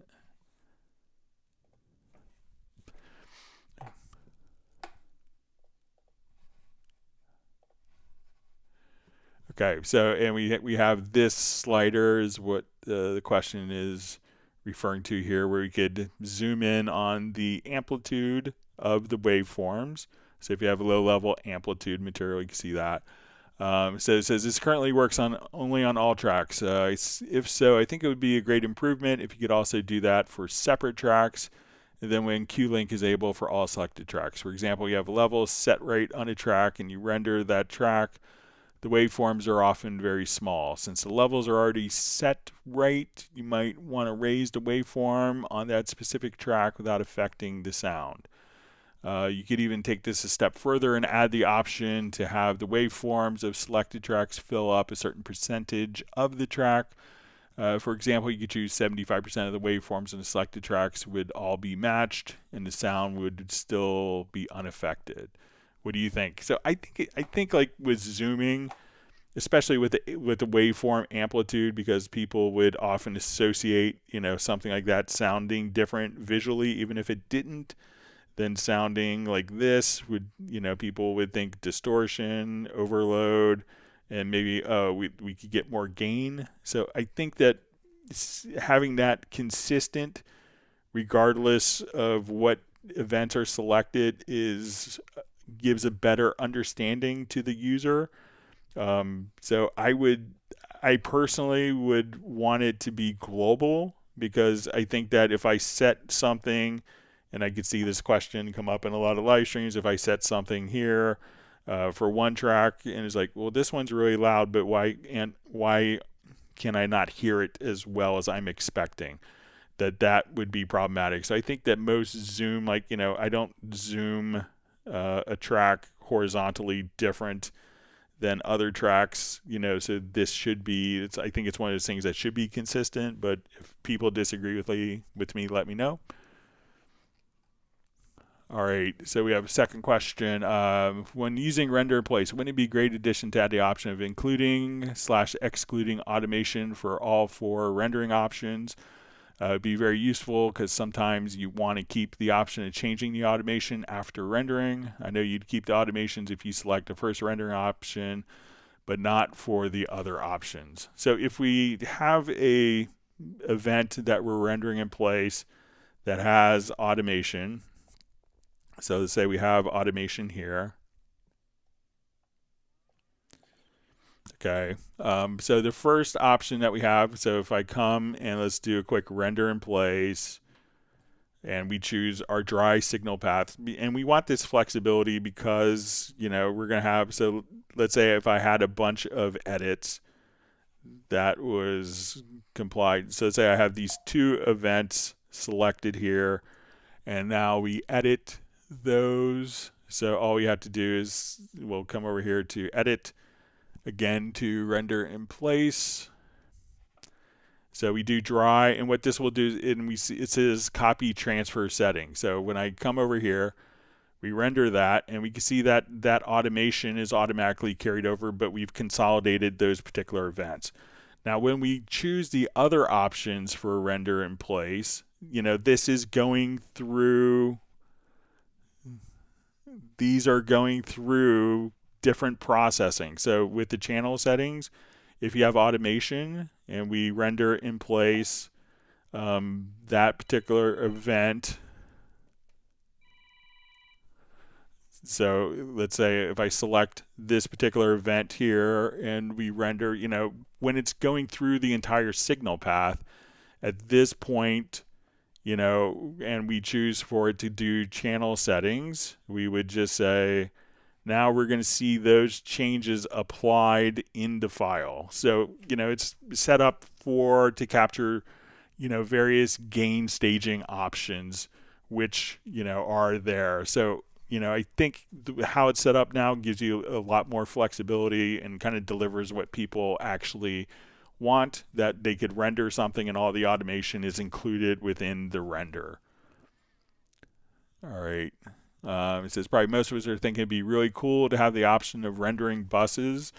So if we have a small section here, and so I'm just going to select all of my drums and let's send these to a bus. So let me just...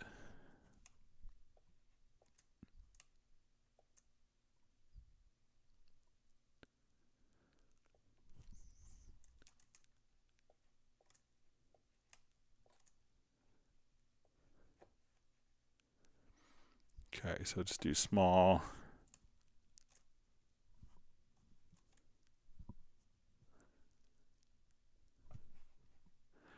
Okay, so now, if we have all these being sent to a bus, so we have a group track, because a group track doesn't actually contain an event. So, but if you wanted to render the group, all you'd have to do is say, okay, let's go to your export audio mixdown, and we can say group channels, and at this point we'll say, create audio track, and at that point, that would automatically take the group track and render it in. So again, there's no object to actually render, but if you wanted to get the rendered file, you could just do the export audio mixdown and just simply select the groups, and those groups would be rendered very easily. All right. All right, so we have a question. In Media Bay and Media tab on a project window, there's a little icon next to the name of the media item name. I seem to recall from days gone by that there was an explanation of the little icons in a manual somewhere. I've done a bunch of looking in the current online manuals, but can't find it. Does such a Rosetta Stone still exist, and if so, where? So I think I actually made this, and I think I sent it to the person that sent the question. So to know like what the icon is for a for working with an audio track versus a MIDI loop versus a MIDI file, etc. So let me just see if we could. I think I saved it in a project. So if we wanted to come over, we just open this up. Let's come over here.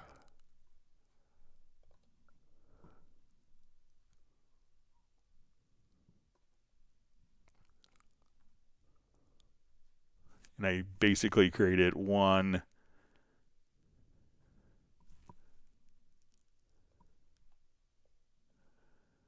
file of each type.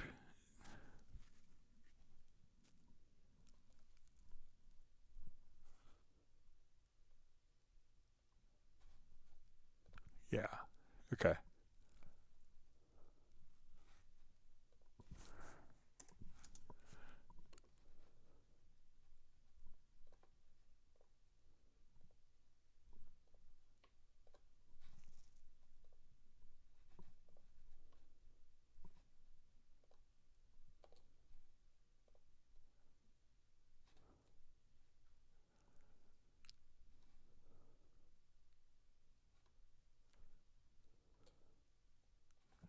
See if that's the folder, if I saved it somewhere else.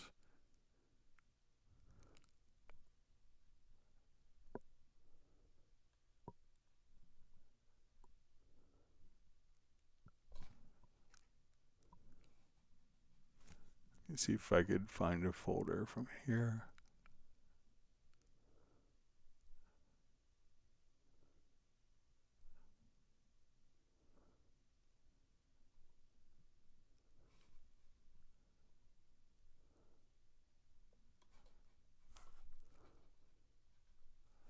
Okay, it's going to be under Hangouts.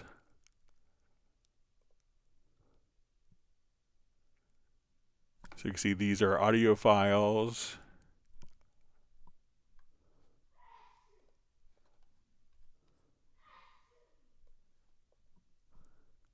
Hear my wife sneezing probably.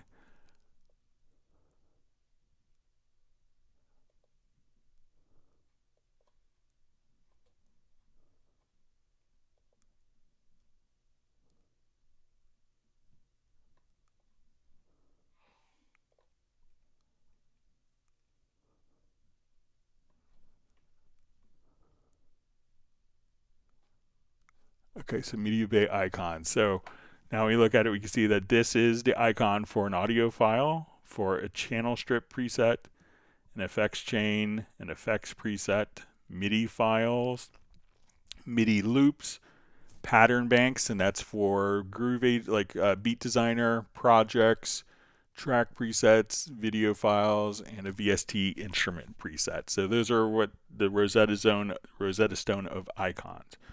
All right, so with that, we are out of time, and we'll see everyone back on Friday. Thanks for all the wonderful questions. And everyone, please stay safe and healthy, and we'll see you back on Friday. And thanks for all the wonderful questions. Hope everyone learned something new. Take care. Goodbye.